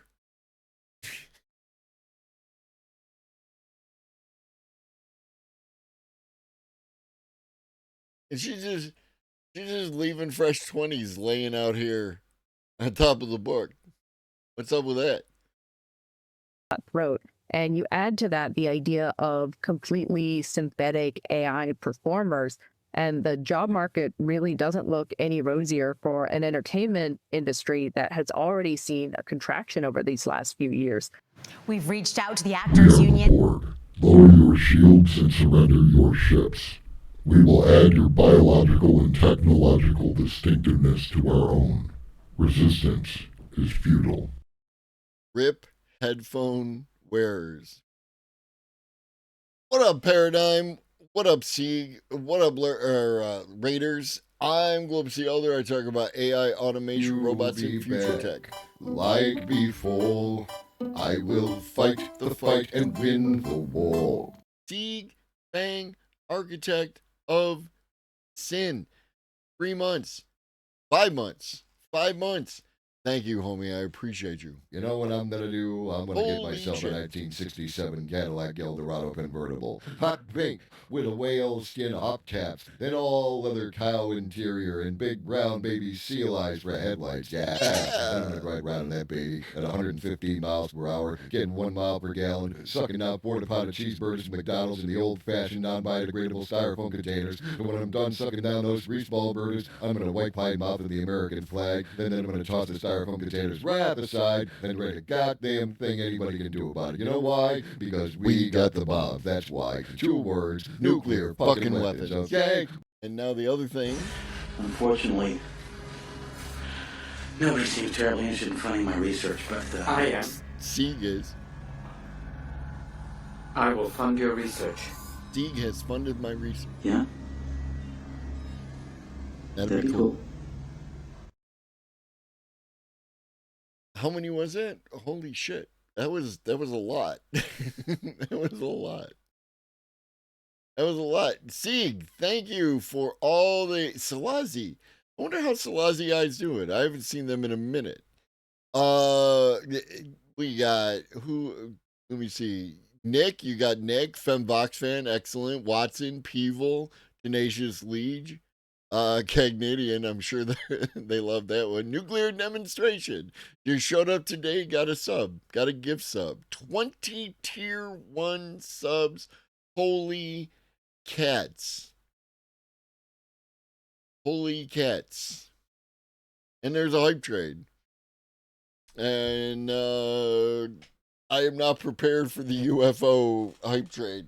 So yeah, we're gonna keep on keeping on. If they're not on Twitch, life has likely gotten better for them. There's that. Jojan, welcome in. And SAG-AFTRA and have not heard back. Meanwhile, Aline van der Velden says she hopes to launch more than 40 AI stars with her company, Sequoia, and the AI-generated act. Open the pod bay doors, Hal. I'm sorry, Dave. I'm afraid I can't do that. Anonymous, gifting out 1 to Hypervisor. I don't know who I am anymore. I'm getting too much money. An anti-war machine with a biddy. Biddy. Thank you all. Y'all are amazing. Just look at a crowd. Look at a crowd. You know I love what it I'm when gonna there's a do? crowd. I'm gonna Holy get myself shit. a 1967 Cadillac Eldorado convertible, hot pink with a whale skin hubcaps, then all leather cow interior and big brown baby seal eyes for headlights. Yeah. And I'm gonna ride around in that baby at 115 miles per hour, getting 1 mile per gallon, sucking out porta potty cheeseburgers from McDonald's in the old-fashioned non-biodegradable styrofoam containers. And when I'm done sucking down those greaseball burgers, I'm gonna wipe my mouth with the American flag. Then I'm gonna toss the styrofoam containers right aside. Then there ain't a goddamn thing anybody can do about it. You know why? Because we got the bombs. That's why. 2 words: nuclear fucking weapons. Okay. Old Lobster, you are correct. I need a 69 one. I need a 421, and at this point, what I really need is just like a selection of like random ones that will fire off. It wasn't a thing. I am a victim of my own success because we are fruiping. We are totally fruiping. The fruip is on. The fruip is on.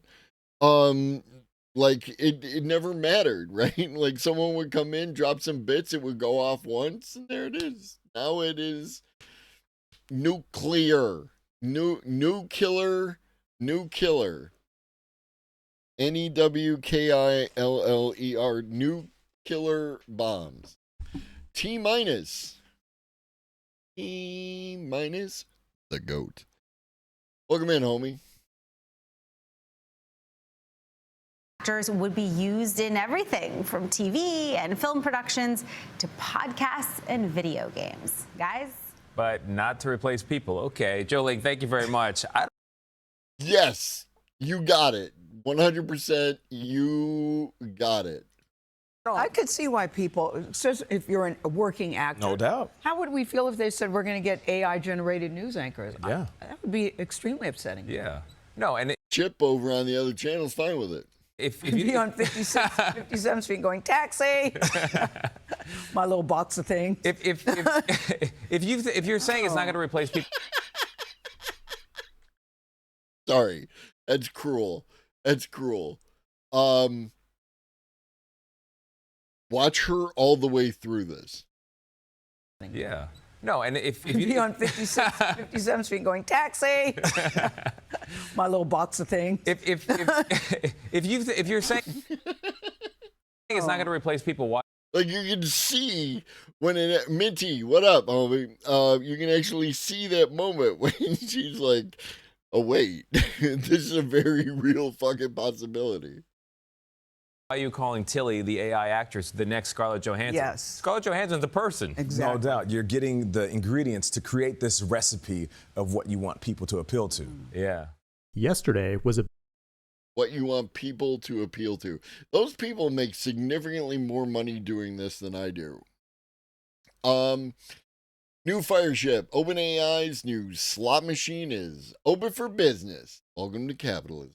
Yesterday was a bad day for those with AI paranoia, and a great day for those who are thirsty for Sam Altman. That's because OpenAI released Sora 2, their latest video generation model that's more physically accurate, realistic, and controllable than anything we've seen before. Yes, I did have to buy my invite code off eBay because I have no friends in real life, but it was worth it for the constant stream of hyper-personalized AI-generated content that's been rotting my dopamine sensors for the last 24 hours. You might remember this video of Will. What up, Peter? I'm convinced that the actor for the Nightwing movie is going to have to be an AI. They can't find anyone hot enough to fill the role. They should have gone with Levitt. Levitt was perfect.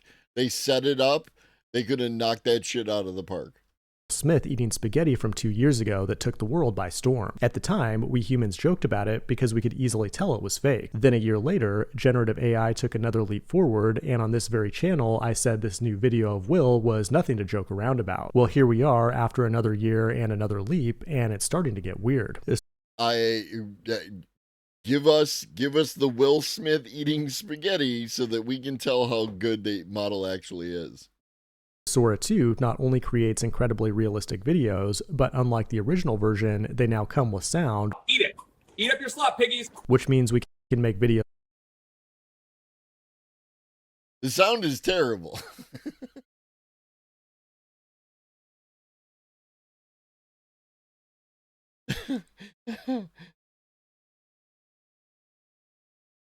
Woo! This is how James feels. You're so cooked.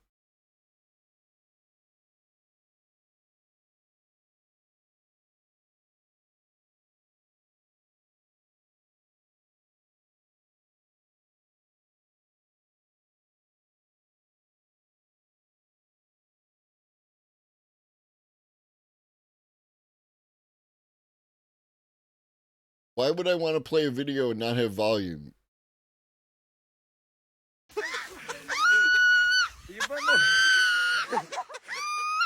Put him down, you asshole. This is not what I wanted. Fuck that guy. So maybe that is the colony. Maybe we just don't stay still long enough usually. I can see two over there, and there's one beneath us. There's Fred here, who's making quite a drink. What is your problem?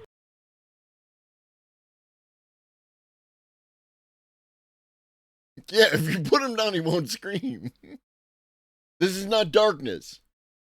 Darkness TM belongs to James from the Internet TM, right? This is something else. This is foreboding the marmot. Like this with Twilight the Marmot. a simple text prompt. In fact, everything you're seeing here has been AI generated by Sora. Oh, oops, not that one. That's actually real. From anime to cartoons to fake security camera footage to realistic cameos of you watching my videos, it does it all. In today's video, we'll take a look at all of Sora's new capabilities. Exactly, Minty, you get it. And find out if video creators are about to go the way of the dodo. It is October 1st, 2025, and you're watching the Code Report. There's an ancient Chinese proverb that says be suspicious of those who promise you AGI while delivering slop. But I think they underestimated how delicious this slop is, or slopalicious if you will, to my simple monkey brain. Last week, Meta released Vibes, a new feed where you can create short-form AI-generated videos designed to, quote, make it easier to find creative inspiration. And, well, the response from the public went about as well as you'd expect. Not to be outdone yesterday, Creation without a creator is meaningless.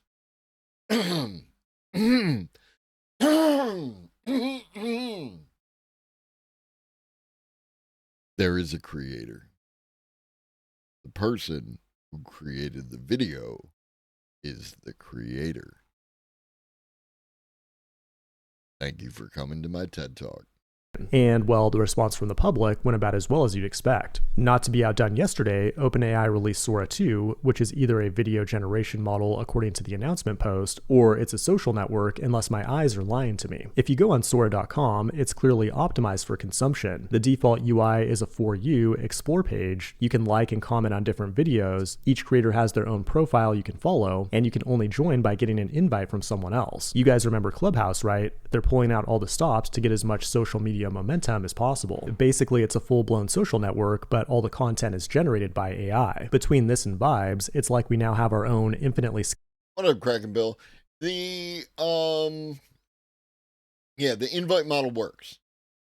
The invite model gives the pretense of an exclusive club, and also it allows OpenAI to ramp up their their data center usage rather than flick the switch and it all goes to hell. Scalable and always available, bore Like a on virus. the floor. Pour on the floor! Oink for your sausages, Piggy. Oink, oink. We all thought Meta was poaching OpenAI researchers to accelerate time to artificial superintelligence, but it looks like they were actually doing it to better compete in building out an infinite AI TikTok Tick Slop is pretty good. slot machine. Even former OpenAI researchers are using it as an opportunity to ask their former colleagues if they really want to sell sugar water their whole lives. There's a definite vibe shift going on, but don't worry, Sloppy Sam has assured us that they're still focused on AGI with almost all their research effort, and rumor has it that something big is coming on Monday. They should be building something that's actually useful, like Blitzy, the sponsor of today's video. It's an autonomous development platform built specifically for large enterprise codebases.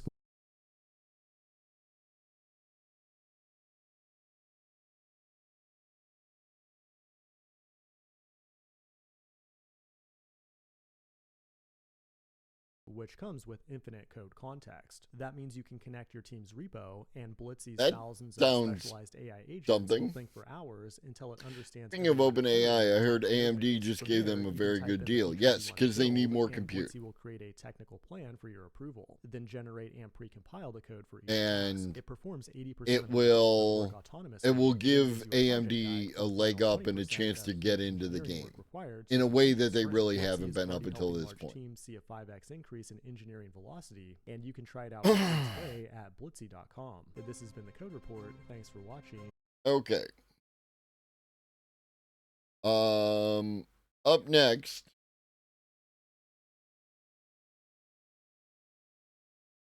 new Emerging Garden. Emerging Garden is the one who connects the LLMs to Minecraft characters and has them build stuff via verbal directions. New video, Unleashing AI Slop Swarms. We haven't even gotten crypto laws or regulation. I would say we actually have more regulation around AI due to the few state laws that have gotten in place and a couple of things in the federal government than we have for crypto, Minty. I would actually say that crypto regulation is worse at this point in time. Now, whether or not the regulation that we have in place is going to be sufficient, because unlike crypto, AI is going to continue to grow and become more ubiquitous. We'll see how it stands up. And I will see you in the next one. I released a swarm of AI agents into a virtual machine and had them build digital cities of AI slop. Okay, we watched that. These are 10 AI agents working in parallel to create both complex images and a fully interactive website that you can go play with right now. It is all slop, but some of it is... I just met you. This is crazy. Here's my number. Call me maybe. Thank you for the follow. Actually pretty impressive and fun to play with. This is a country of geniuses in a data center, or a group of morons in a virtual machine. This week, Anthropic quietly released several experimental updates to Claude Code, their command line coding clinker. Unfortunately, the news was drowned out by Sam Altman's new AI TikTok slop app. Yes, that's me. Every day we stray further from God. The Claude Code update includes a new model, Claude 4.5 Sonnet, but what up, Otto? Welcome in. Also something called sub-agents. By itself, a single agent can write and execute code, which lets it do things like generate images by drawing shapes and patterns with Python. It can then view those image files and modify its code to modify the image. This is OpenAI's Codex agent, which can finally view images and engage in this infinite task of viewing and modifying its output. But with sub-agents, Claude... I was sitting on the, oh, by the way, it recently was my birthday. For those of you not in James's chat and like that. So, my wife made me key lime pie for my birthday. And so I was having a piece of key lime pie sitting on the couch, and like Stampy was like, wow, up against my leg. just wanted to be in my space. And also he likes key lime pie. Stampy likes cake. If there is cake, we can't leave cake where Stampy can get at it, because Stampy will have cake. Aging, yeah, we are not meant to live forever. So the body begins to break down. Can spin up several versions of itself to run in parallel and complete a series of subtasks. Each task thing here indicates a sub-agent at work. The main agent is a sort of leader or orchestrator, and it prompts all of the sub-agents with instructions for their sub-task. When done, each agent reports back to the leader with a summary of its work. I know other multi-agent frameworks exist, but this is the first one to be released by a frontier AI company. I'm not gonna lie, these animals look pretty good despite their imperfections. I'm impressed with the new model, so let's throw a swarm of these agents at some of the previous programming challenges that I've done on this channel. I am uniquely qualified to judge their outputs because I am famously the second best programmer ever. The first best is, of course, this guy. So I am the smartest programmer that has ever lived.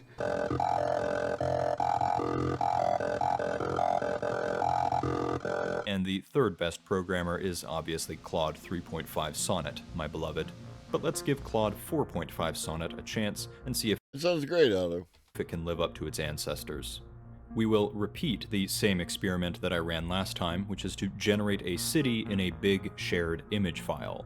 We will spin up 10 sub-agents and let their leader decide on how to organize and prompt them. Now, if you weren't here, he had the agents, they would add something to this shared image that was supposed to be a city. And then they would look at it and then add another thing to the image. And they just kept doing that over and over. And it was artistic. It defied normal parameters. It had interesting choices. It was a mess. It was a hot mess. They are encouraged to repetitively view the image and refine their work.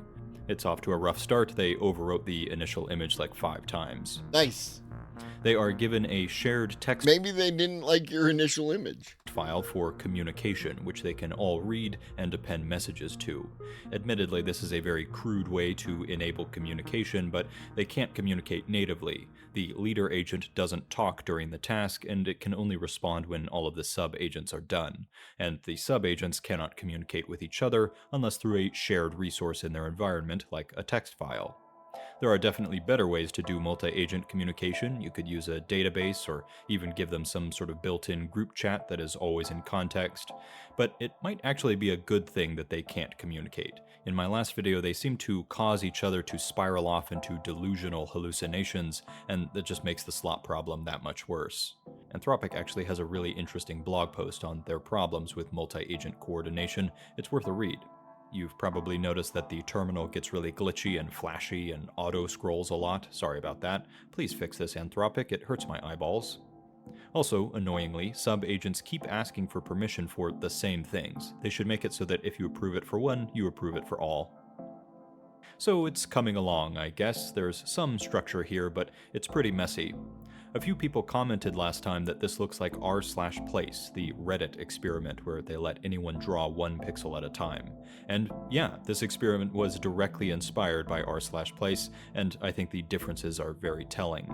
Place was definitely messy and sloppy, but it had some real Yeah, but like the battles on it, when people would do some stuff, and then like like what just happened up with the flags and stuff, where somebody tried to put a blob monster and they fought back. It's hilarious. Stratum, I'm gonna go with. Welcome in. Order and structure that consistently emerged and battled against the slop. See? This AI slop city, on the other hand, doesn't really have that same kind of order, even though it's an easier task on a smaller scale with centralized planning. Slop is the default AI behavior, the rule, not the exception. The slop problem is the problem working against the usability of AI systems, and it's just a huge problem with generative AI as a whole. Output can just be bad, obviously or subtly.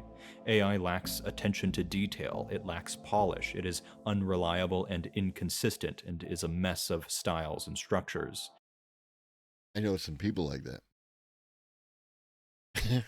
It does. Like in some places, you can definitely see, like in the upper right corner of the image, it looks like a top-down street map. And I can make out what a lot of this stuff is. Obviously, these are buildings. The ships with the shipping containers on them, it really wants to make a dock here.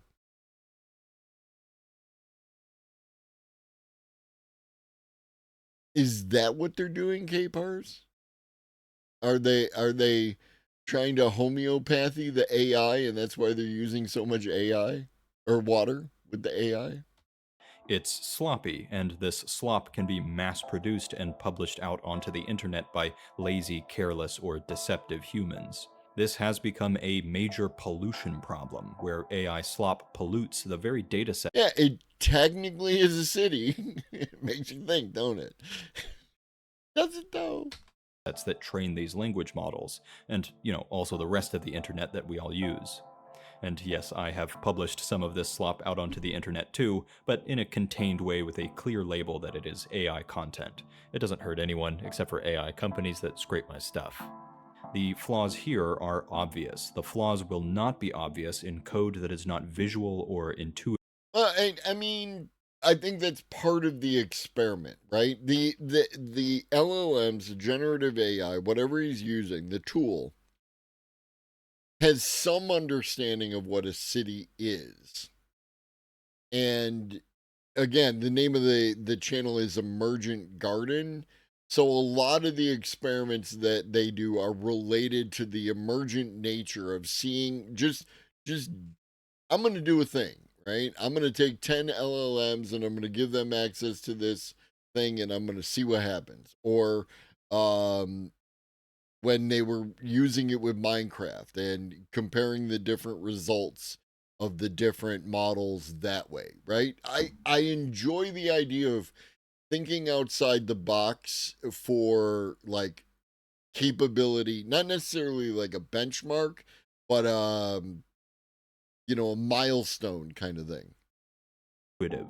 Big swarms of AI agents amplify the problem, and they can build labyrinths of bad code. I, again, do not recommend letting AI go wild in real code bases that people depend on. And that's what I would like to see, K-Pars. I would like to see, like, if you could create, like, a RimWorld style environment where they can interact and build things and need to work together maybe on some projects, and then tie those to some kind of LLMs. You have to, again, figure out how they're going to communicate with each other. What up, Johnny Prophet? What Globus, all James is going to do in that game is dig a hole.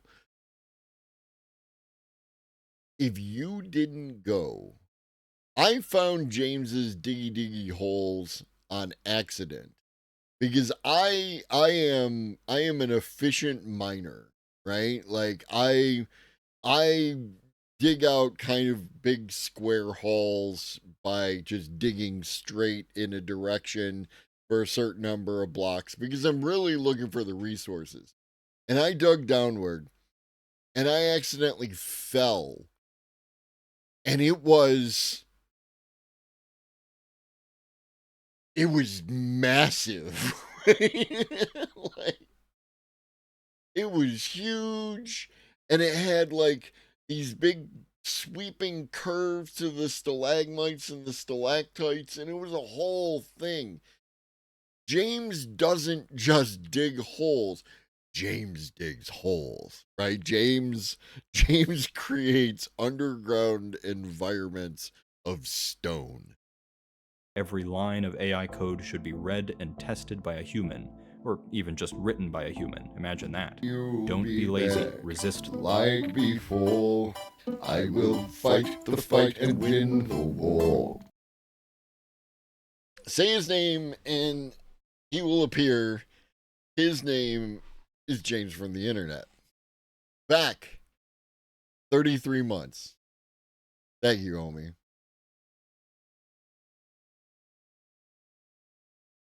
Yeah, no, like, and that's the thing. Like, I'm usually like digging a single block tunnel every 2 blocks or every 3 blocks, I guess. So tunnel, block, tunnel. And I just dig straight and usually 3. Because I'm looking for stuff. The slop. Make good code. Now, I told Claude to its face that this is slop, and of course it apologized. Language models are machine. Oh, speaking of James from the internet and the paradigm shift who rated earlier, and Redolent Thought, who streams at the opposite end of the spectrum from me, and therefore we will probably not get to raid into each other very often. But this Thursday, 7 p.m. Eastern, we're all getting together and we're going to have a little conversation. And it'll be fan-fucking-tastic. I'm going to go live at 6. The conversation starts at 7. Be here, be an oblong. Last time my friends all rented a server, we ended up with a village with trash collecting hoppers that led to an underground sorting station so you could go find odds and ends and sorted chests. Very nice. Yeah, no, I wish you luck with your surgery, old lobster. They're good at it these days, generally speaking, but like, you don't want to wake up with something on backwards. Machines that apologize. I gave it another chance with fewer agents and more specific instructions to avoid slop. It took longer, and in the end, I guess it did do a little better. It insisted that it was not slop. And, I mean, this is less... Capital not, right? Capital not. The AI is telling you, my work is not slop, motherfucker. Floppy, but just by virtue of being more boring. It's still not great. It does not seem to be able to recognize slop on its own. Maybe this is mostly the fault of its image processing, that it's just not trained on these kinds of weird images and so it can't reliably critique them, but I think there are many weaknesses on display here. However, It's making art. It's doing an art. And you called it slop. No! No! They didn't have a chance. They were mean to robots and then robots killed them. I'm just saying, you don't want to do anything that's going to be presented as evidence against you to the AI overlords. I'm just saying. Next experiment turned out much better and kind of blew me away. I had them make a website that I call Slop City. Slop City. Slop City. It is a static website, meaning there's no backend, no server, no database. It's just a bunch of web pages that are hyperlinked together.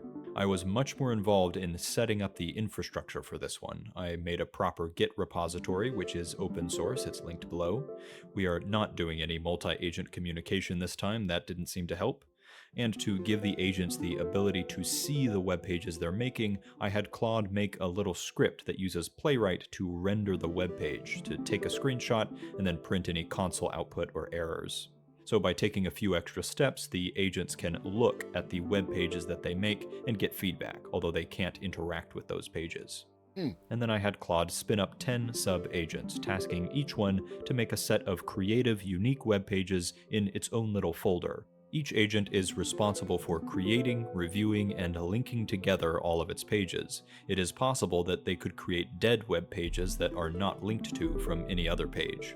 Finally, each agent is responsible for linking to its pages from a central hub page, index.html, which connects all the little websites of all the little sub-agents.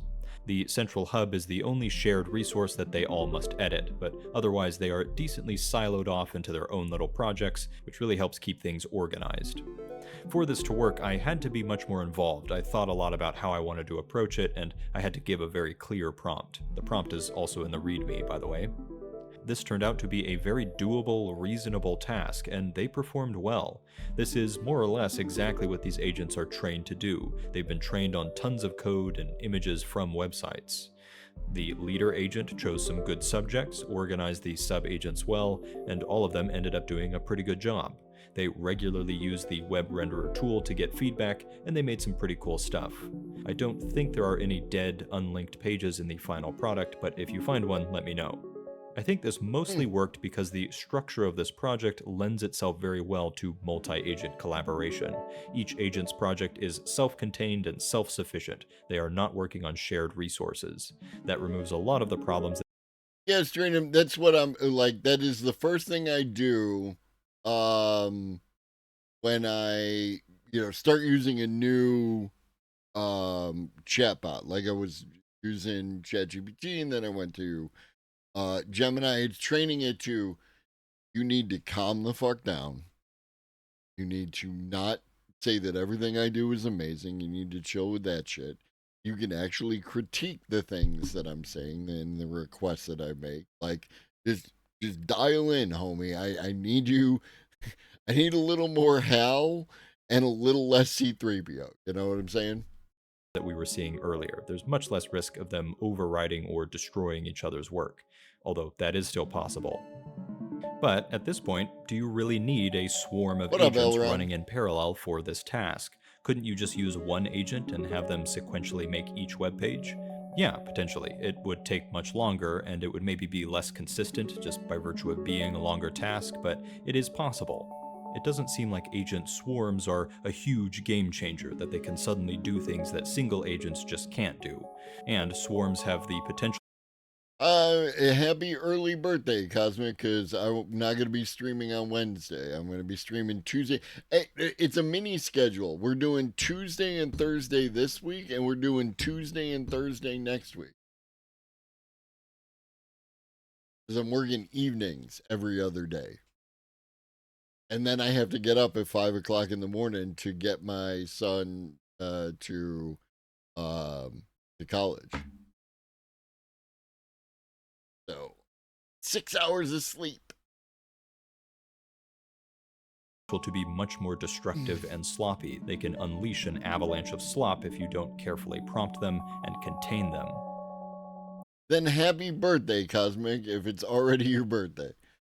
So I will skip to the end result. Here is the final Slop City website, which cost me about $17 total. It's a little web of creative projects that are somewhat generic, but also... Yeah, I do enjoy the little particle sperms. Pretty fun to play with. You can go play with it right now. The link is in the description. There are lots of problems with these, the most glaring of which are... I'm going to go play with it right now because the link is in the description.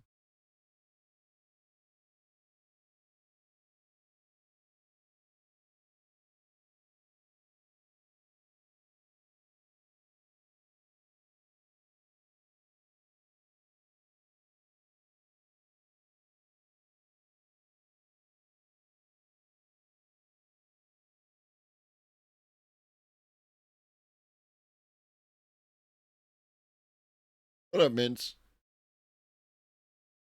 I don't know what the lines are, though. But they fade in time. Maybe they're generating new ones. Yeah, they're generating new ones. There's a line connected to the new one that's generated.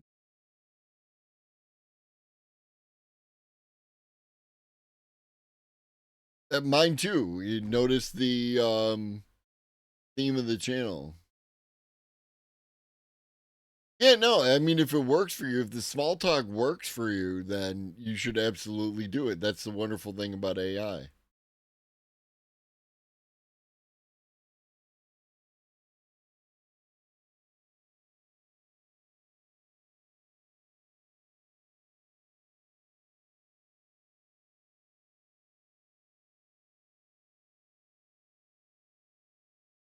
I am clicking to, oh, there we go.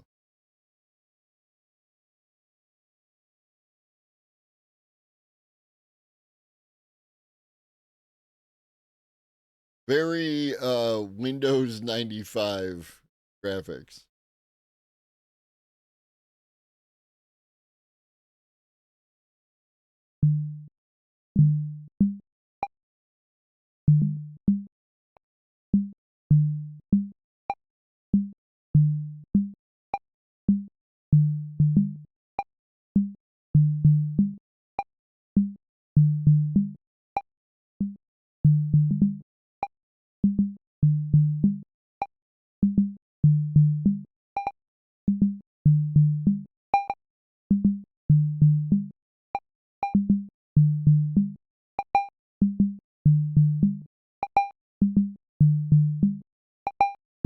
Yeah, exactly, it's Fruity Loops.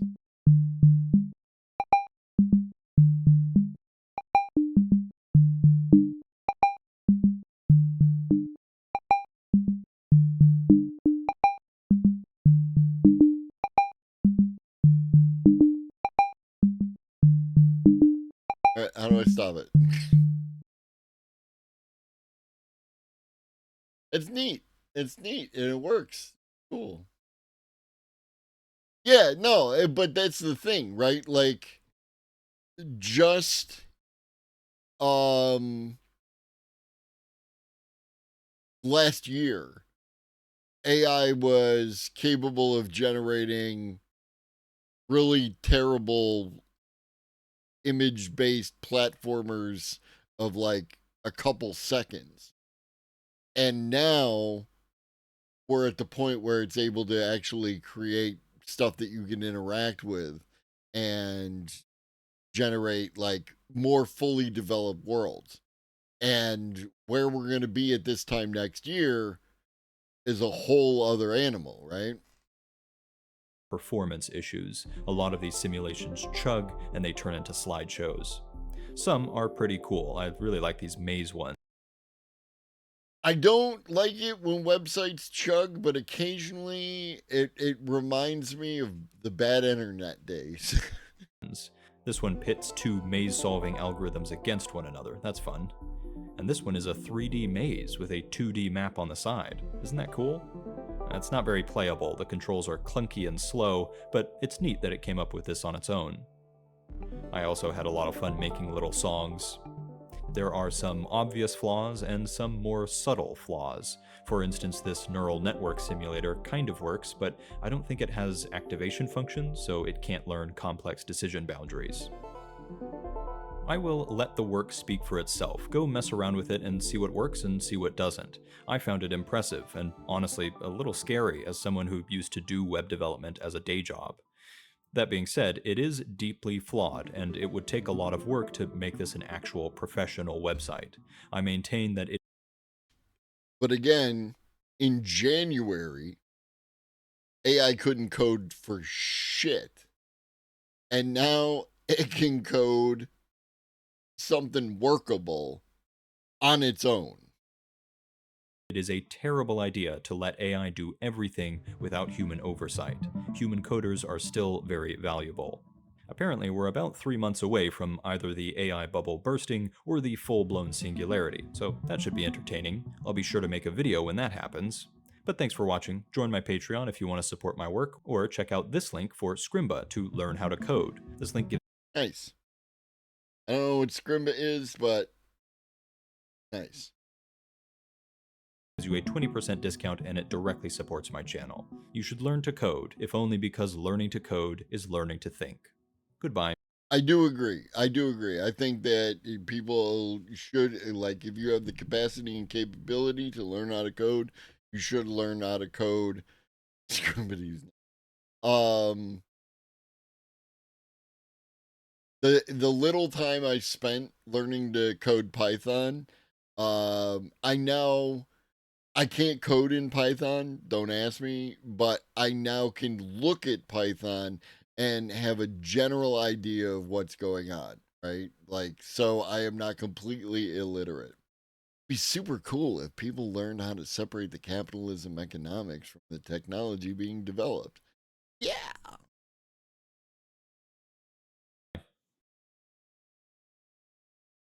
Up next, new Theoretically Media. So, is Sora 2 an AI video slop? Oh yeah, no, like no. That's the thing is knowing how to code allows you to actually better interact with the AI's code production, right? So at this point in time, today, you absolutely understanding the way that at the very least the language functions is going to improve your vibe coding, because you might be able to see where the AI gets hung up on a particular, whatever loop or whatever that you can see. Also, generally switching it back and forth between different models to get a new look at it. That's always fun. They kind of talk shit at each other. Meme machine? Or is there a real powerhouse under the hood? Well, to be honest, it's a little bit of both, but after uncovering a few secret superpowers in Sora 2, well, I think you're going to be surprised of what this model is capable of. But I never coded ones and zeros, Cosmic, but I did. Is it coding when you read the code out of a book and type it into a computer? And computers doing a lot of heavy lifting in this scenario? Because it was one of them. What was it? I always forget the name of the.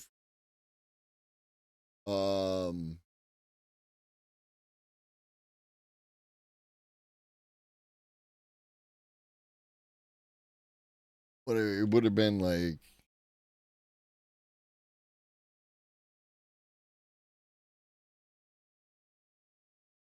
It wasn't one of these. It predates these.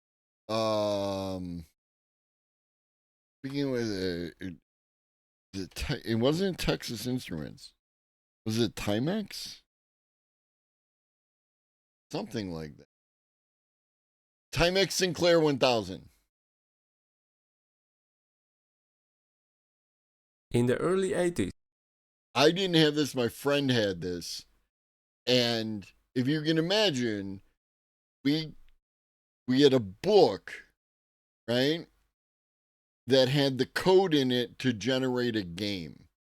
And you had to type on these. And these are those kind of buttons where the top is smooth and there's like a depression in the middle. And when you push it down, it makes the electrical connection. So you can imagine how much fun it was typing hundreds of lines of it was all numbers, if I recall correctly, but I believe they were like 5 groups of 3 numbers and hundreds of lines of code. A remarkable device emerged that would revolutionize the world of personal computing and bring the power of technology to the masses. It was the Timex Sinclair 1000, an ingenious creation that made computing accessible to everyone like never before. The TS1000 was made available for the US market. In the UK, it was known as the ZX81. The computer had several connectors on its side. The RF connector, which connected the computer to a TV, ear and mic connectors allowed users to save and load programs using a cassette recorder. The 9 volts connector provided a cassette recorder power to the computer using a compatible power supply. On the back, there was a switch. By tuning your television to the corresponding channel, either 2 or 3, you could view the output from the Timex Sinclair 1000 on your TV screen. The TS1000 featured a unique membrane keyboard. It was optimized for programming in BASIC. Each key had multiple functions. The cursor on the screen indicated which function was active. The K activated the keyword that was on top of the key, in exception of the numbers. After typing in the keyword, it automatically changed to an L, which allowed to write letters. By pressing the Shift key, you could access the characters and functions that were printed in red on the keyboard. Shift and the function key changed the cursor to the letter F, which let you enter the keywords that were specified on the bottom of the key. And the last was the graphics mode, which could be activated by pressing Shift and the graphics function. I wrote a short basic program that shows the available memory of the TS1000. I have made a mistake in one of the lines of the code. To make a change, you can press the Shift key and the up-down arrow keys to locate the desired line and then press the edit function. Then you can locate the mistake and delete the unwanted characters by pressing Shift and the delete key. To execute the program, just press the R key, which activates the run command. The last line shows that there are 2 kilobytes of RAM inside this machine. Let's open it. 2 whole kilobytes. It up and see what's inside. The membrane keyboard is attached to the board, but I will leave it connected. TS1000 This is like Raspberry Pi. is powered by a Zilog Z80 microprocessor running at 3.25 MHz. As we already saw earlier, it has 2 kilobytes of RAM. It is curious to mention that its British brother has only 1 kilobyte. The other chips are the basic ROM and the custom ULA chip, which unfortunately became a common source of failure in the device. I have created a repair video for the ZX81 where I successfully fixed a broken ULA. Let's hope this one will stay alive. Thank you. Nice job.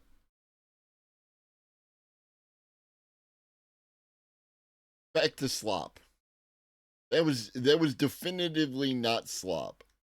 It's also a mess. Don't worry, Sora haters. We're going to go over all of that too. Hey, why am I even doing this intro? Okay, let's dive in to see the highs and lows of Sora. Kicking off, I know that as of this video, some of you are still waiting on access codes. We'll talk about that in a bit, and I do have a way that you might be able to score one. Now, there are 2 ways to access Sora 2. One, of course, through the app, but I am happy to report that the website has been refreshed. So that's where we're going to be spending our time in this video. Functionality is the same across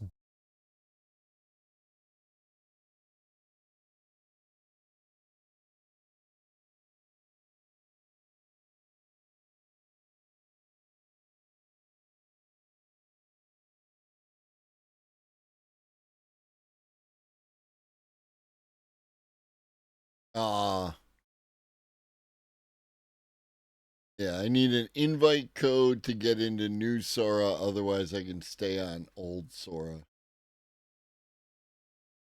Still. both, but I just prefer. Anybody got an invite code? For working off desktop. Hey, it's Bob Ross over there. And, obviously Sora 2 is primarily text to video based, although we are going to be looking at some really interesting tricks coming up in a little bit. Both versions are identical in terms of options and use. Obviously, we have our text bar here. Text prompts seem to be hovering around 850 characters, so like no JSON prompt. No, Raspberry Pi is like, you can do a lot with the Raspberry Pi beyond what they're. I meant in the aesthetic of it, but yeah, Cosmic's 100% correct. Raspberry Pi is like that Timex Sinclair is closer to the moon landing level. Sora is this. It's a video generator from OpenAI. Or anything like that. We also do have options to choose the orientation, either in portrait or in landscape. The ability to upload reference images. We're going to talk about that in a little bit because there's some limitations, but some powerhouses as well. And of course, the ability to add in cameos. Cameos are for sure the killer feature of Sora 2, and this is where I think that we can begin to split Sora into 2 separate categories. The first obviously being the fun, like social meme side of things, where you can generate videos of yourself and, permissions granted, allow others to generate videos of you and vice versa. For example, here's one of me where I cameoed YouTube's Matt Wolf in a recreation of a true story. Play tonight? Yeah, I can't move 2 steps without bumping into a food truck. Whoa, hold up. See that place? The pizza spot. Yeah, but look inside, ring light, cameras. That's him. You're right, he's streaming. I'm gonna say hi. They'll let you in? Only one way to find out. Yeah, that happened about a month ago in New York. Just as an FYI, the streamer was iShowSpeed, and security was a lot quicker to respond than was depicted in the video. A lot more of them, too. They were all very nice, though. So while there are some videos,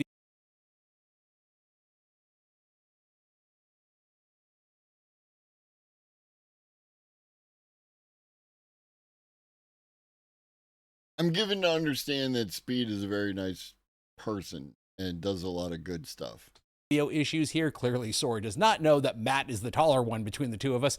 Still, I mean, I think it's pretty good. Now, it is for sure not perfect. It will often confuse voices or merge characters together, like this example where it fused me and Sam Altman together. What is that? The walls are flickering. Oh no, this isn't real. I'm stuck in the training data. Sora 2's training data. I can't get out.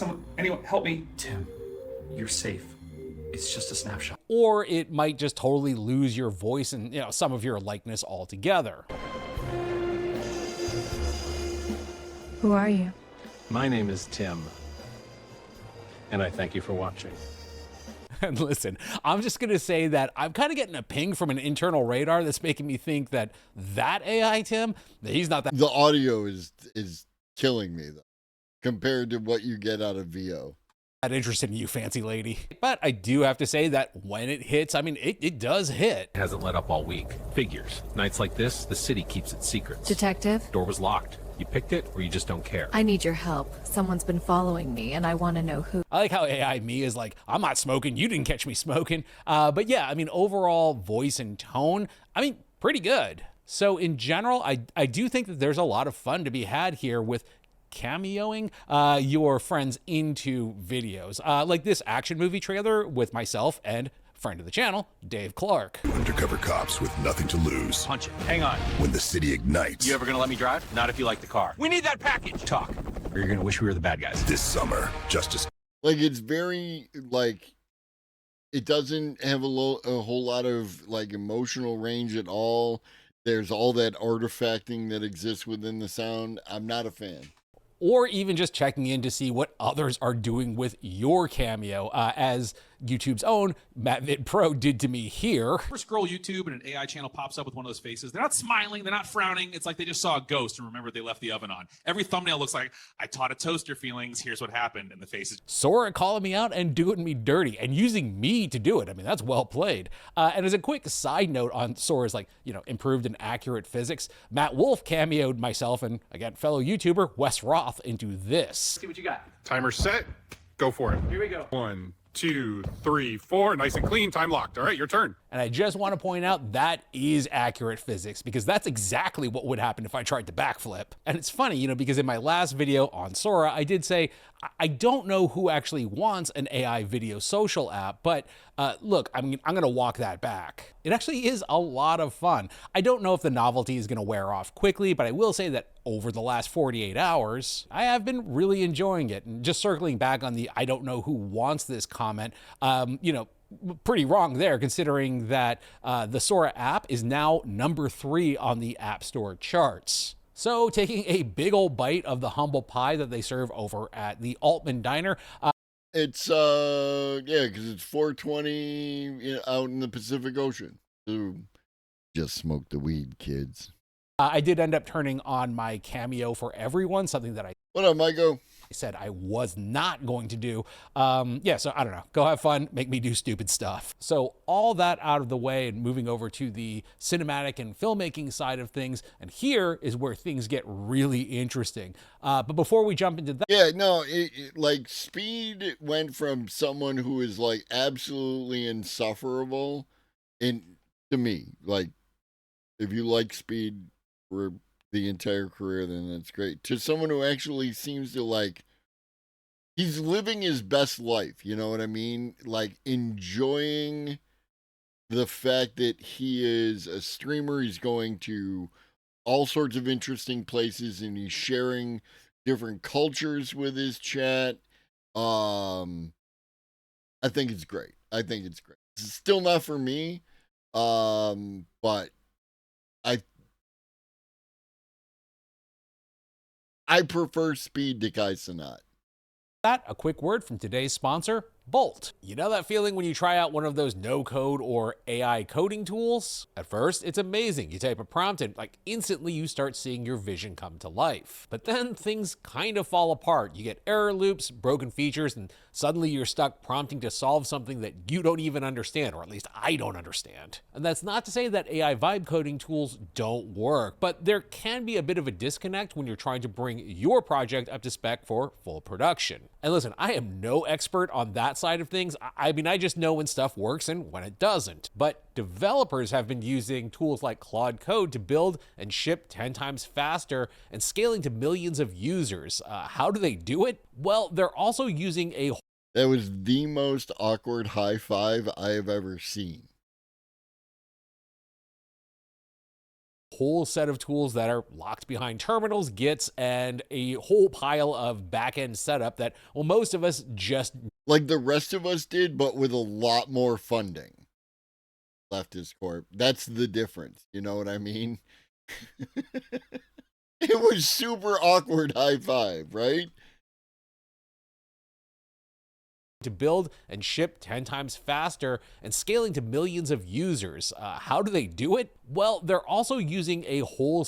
And like he seemed into it and she like, you know, she did it, but then like right there at the end, her eyes dropped down like, okay. And then, no, dude.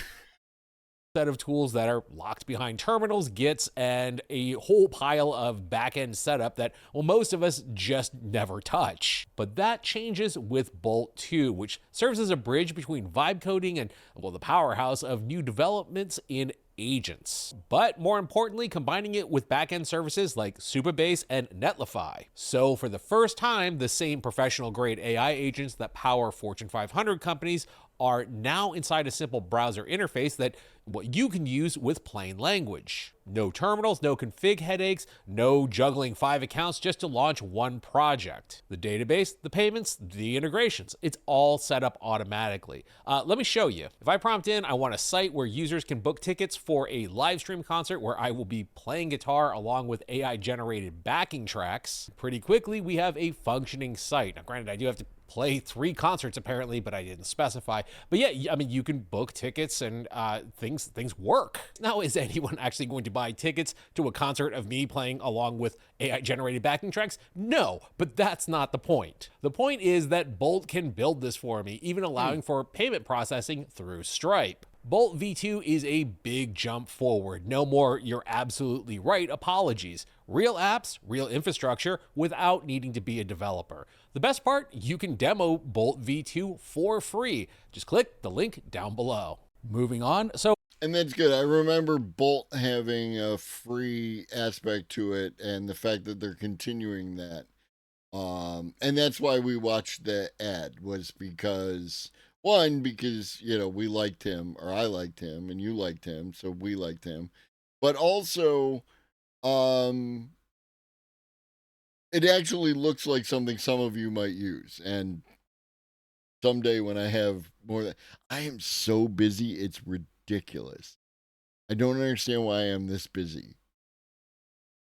Obviously, a lot of you that watch this channel tend to be on the power user side and may have felt a bit disappointed by some of the guardrails and current limitations of Sora 2. And look, I do totally get that, but I do think that this will be temporary and certainly lifted before Sora 2 Pro drops. But that doesn't mean that the model isn't capable of generating some pretty remarkable outputs. Take Viking Woman here. Hold the line. We finished this. I mean, to me, this looks as good as, well, at least Sora 1 promised. Or taking this Friday the 13th inspired text-to-video shot that we ran a few videos back and, you know, in Sora. Now, is this perfect? I mean, no, of course. What up, Tenacious Liege?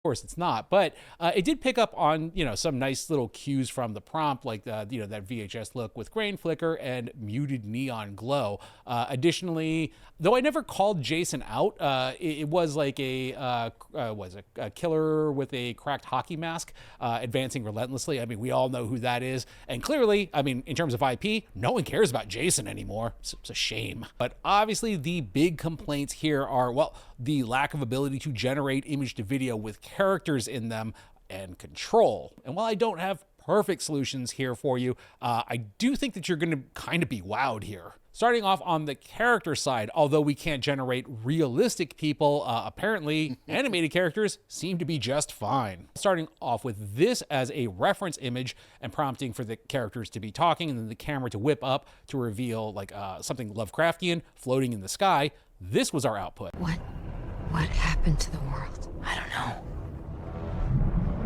But whatever did this, it's still out there. That's pretty good. I didn't give any details on, you know, what the Lovecraftian monster should look like because, well, I mean, it's also the fact that like the one in the background is the same as the one in the foreground, right? It's different. It's a different tentacled winged beastie, but it has the same general structure. So it's the same, right? Like that's, you know, that way madness lies. But Sora definitely nailed the assignment, knew what I was looking for, and provided it for me. Heading into a different direction. Again, not saying that this is the end result that's going to change the game, but like you can see where we're headed for someone, again, to be able to create their vision, their story that they want to tell at home with the tools that are available. With the same idea, I ended up grabbing an image. We've used these guys on the channel in the past, kind of like these like Ronin stop motion type characters, and giving it a prompt of a stop motion animation about a group of Ronin who are protecting a helpless village from a band of marauders. Yes, it is a Kurosawa movie. They'll be here any moment. Hold steady. We won't let them past. For the village. I mean, it's interesting. The compression is a little on the crunchy side for sure. I'm not sure if it completely nailed the aesthetics all the way through, but it is really fascinating to see. Now, I do want to... And the mask, maintaining the mask consistency between different cuts, very nice. Point out that it doesn't always work, especially with like faster motion type stuff like we see here. We get kind of like a wonky eyeball there. Interestingly, you can kind of see between frames that it kind of goes into a 3D model look and then reverts back to an animated look. I do think that's pretty interesting. Now, on the cinematic side of things, again, although we can't upload images with characters, we can reference locations, and I mean, the results are pretty impressive. For example, taking one of my espionage type prompts and just running that just straight, just Sora, we get this. You're late. And you're jumpy. Comes with the territory. Is it all here? Every frame, unless you edited the brief. You wouldn't be standing here if I had. That's what worries me. But now adding in this location as a reference image and running the exact same prompt. You came alone? I wouldn't be here if I hadn't. Then hand it over. Only if I know it reaches the right hands. That's not your concern. So yeah, that version, you know, a lot more dynamic, but also showcases that you can not only get a consistent location, but, you know, kind of create a consistent visual look. The other kind of insane thing we can do is sort of a variation on the VO3 first frame hack, in which we take an image like this and then just prompt for something completely different. Here, it's a scene from a cinematic sci-fi film. Flames move closer towards the bridge, and we cut to a hero character on the bridge in a truck trying to outrun it. Come on, girl. Hold together. Don't quit on me now. Control, I'm still on the span. How far to the gate? Wave's accelerating. You need to clear in 60 seconds. Then we're not stopping. I should point out that image referencing locations, this works with cameos as well.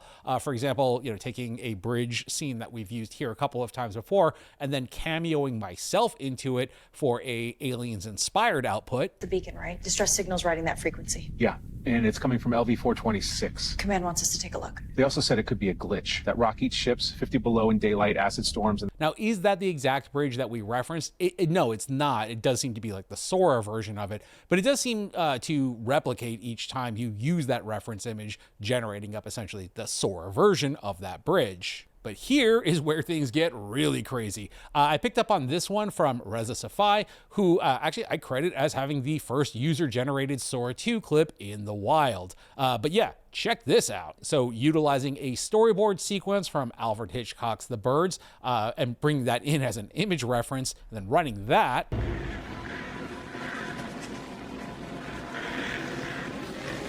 in the world. They're everywhere. So, I mean, that's pretty wild. So, holy shit. I mean, the cuts were like way too fast, right? But like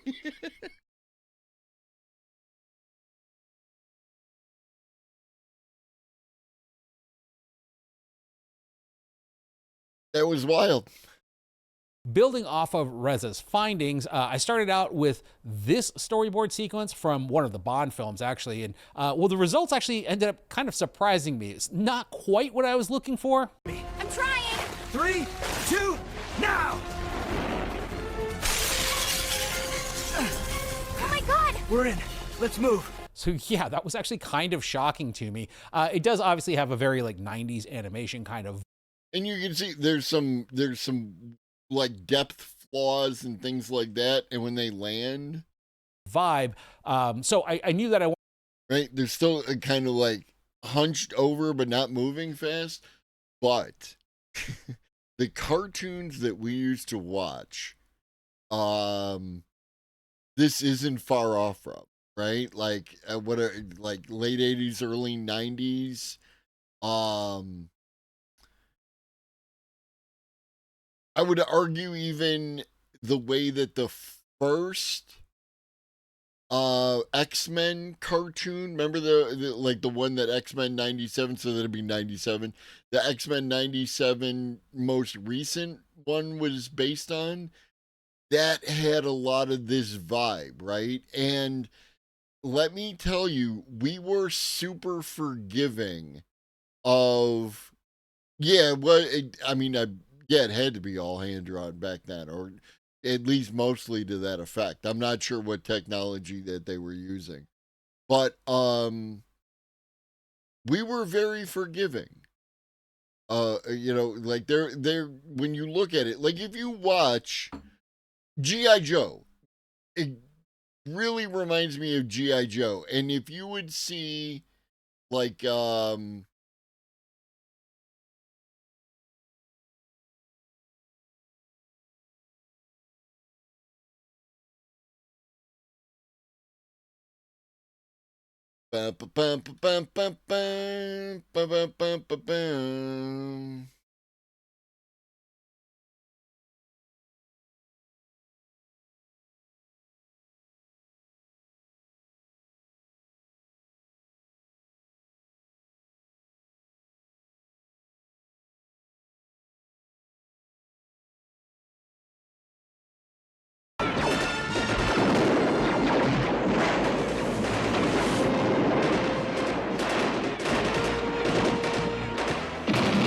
right, like a bunch of people just standing around firing random shots, like all this kind of crap. Like, look at this. Isn't that great? You know what I mean? Apparently, there's a bunch of them on YouTube for free from Hasbro. So.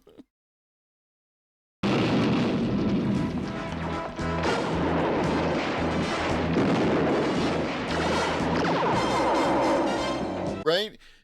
This isn't great, right? Like, what up, Kitty? Especially like by today's standards, this is not great animation, for the time, as the age that we were when we watched this as kids, fucking cool.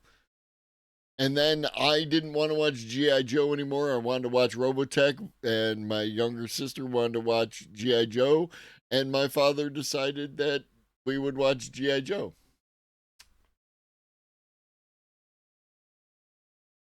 Wanted to experiment a little bit more with this, so I ended up taking this storyboard sequence. Now, to be honest, I don't know what this sequence is from. It's listed as weapon of choice. It's probably either a working title or a code name, but clearly we have this, high-speed action sequence involving a car, a motorcycle, and some characters. So bring this in. That's a lot of information, and just saying, make me a cinematic movie based off of this storyboard.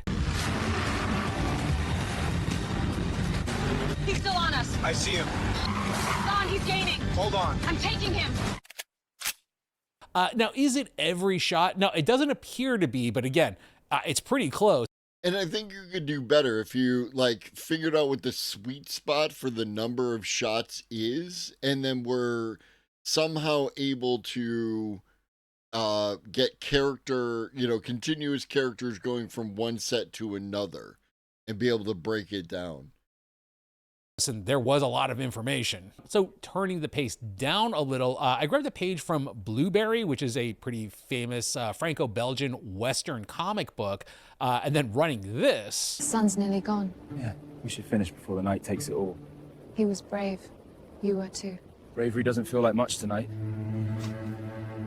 Really surprising, right? Now, I will admit it's a little jump cutty, but that's actually not Sora's fault. Since the actual comic, while it does work as comic book panels, they don't necessarily translate one-to-one. But I mean, a lot of pretty much our shots are here. So this is identical to our initial shot here. We do then cut over. It looks like they combined these two to this shot. It does get a little jumpy here, mostly because they are jump cuts within the comic as well. But by the time we get to here, that would be this shot, and then finally we end on our shovel shot here. Crazy, right? So getting a bit more intentional. I took another actual storyboard. This one's called Escape Sequence. I don't know what it's from. There's helicopters, soldiers, and cars in a hangar. It looks very expensive and probably directed by Michael Bay. Running this. Man team in position, approaching rooftop. Copy that. All units, move on the targets. Let's take them alive. Go, go, go! Teams 1 and 2, flank left, 3 with me. Suspects heading for the inner. And once again, these are the shots. I mean, there's some changes between storyboard to output, but I mean, that happens in real productions as well. And as a final test on this, well, anyone want to take a trip to the Moulin Rouge? Look to the sky, boys, the night's about to bloom. A shimmer of stars, a spark in the room. She flies, she shines, we can't help but believe. I'm the dream you came for, and I won't let you leave. Again, kind of gobsmacked. Now, We'll see if they do anything with the voices, right? Because that's really going to be, unless you overdub everything, that's going to be a problem. But yeah, no, the voices are super weird because they're trying to do emotional range and emphasis, but at the same time, help me, I'm in danger. It's coming across like that, and then all that artifacting. I will fully admit that I did get some prompt kickback on a few of these, one of which was actually the storyboards for Batman the Animated. My favorite LLM for the moment is Gemini. Still using Gemini pretty much on the daily.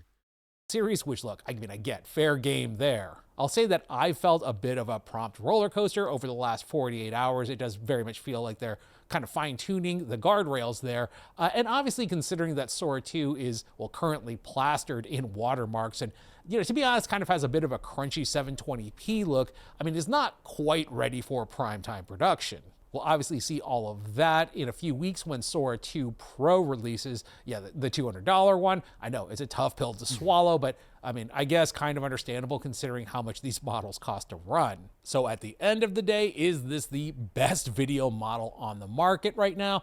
No. If you think about it, if you could get 40 people to pay $5 a month for you to produce an ongoing animated series or whatever through Sora, then then it's cost neutral, right? What up, X1011? I have the old Sora. I do not have the new Sora. And also maybe yes, it all kind of depends on what you're looking for. As a fun social meme platform to have fun with your friends, yes, I mean, nothing else even comes close. For cinematic or more commercial type outputs, no, at least not in its current state. We'll have to see what happens when we get the Pro mode in a few weeks. And today I want to share what the new Pro mode is all about. When you switch it on, the model renders. If you got one, yeah. at the native resolution of 8,000 pixels across, true 8K from end to end. In the meantime, if you haven't gotten a Sora invite yet, I did put a few at the bottom of the description of this video. They are the only ones that I have, so first come, first serve. If I get more, I will, update them out. Other than that, my suggestion would be to check out the OpenAI Discord in the Sora channel. There are a lot of... This is from like 5 days ago. Codes that are floating around, but you do have to be quick, and also don't buy any codes. There are a lot of scams obviously going around. Other than that, I mean, I'm sure that I'll be back soon enough. This apparently turned into... I'm more than willing to correct myself, Old Lobster, but people technically we should be calling you Old Lobstar, right? Sora week. So I'm going to go circle around and see what has happened in the non-OpenAI side of the news. As always, I thank you for watching. My name is Tim. Thanks, Tim. All right. So unfortunately, we didn't get to anywhere near the volume of slop that I had hoped to get to today. But it is almost 9 o'clock, and as I indicated earlier, I get up at 5 in the morning for at least the next week and a half. And go from there. So I am going to have to raid out point in time. I will be back Thursday for the event. We won't really be talking about AI except as a tool. But make sure you tune in Thursday at 6 p.m. Eastern for more it's going to be great. The fact that we've got these 4 personalities, my personality included, in the same room to have this conversation, is it's gonna be great content. We'll see how it all comes together, but there's 0 chance it's not gonna be good content.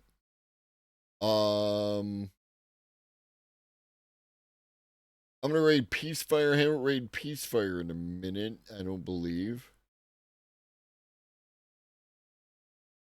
Only one of my personalities. This one. So, I will see you all Thursday.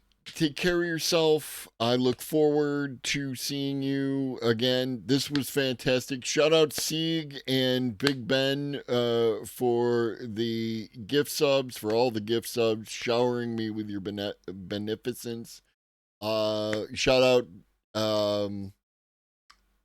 was it Serotonin Crunch who gifted the biddy? Thank you for that. I appreciate everyone. If you're not familiar with Peacefire now, they're fantastic, and I'm going to save everything else for later. But I look forward. I've been on a panel with Peacefire before, and let me say that I'm looking to do it again.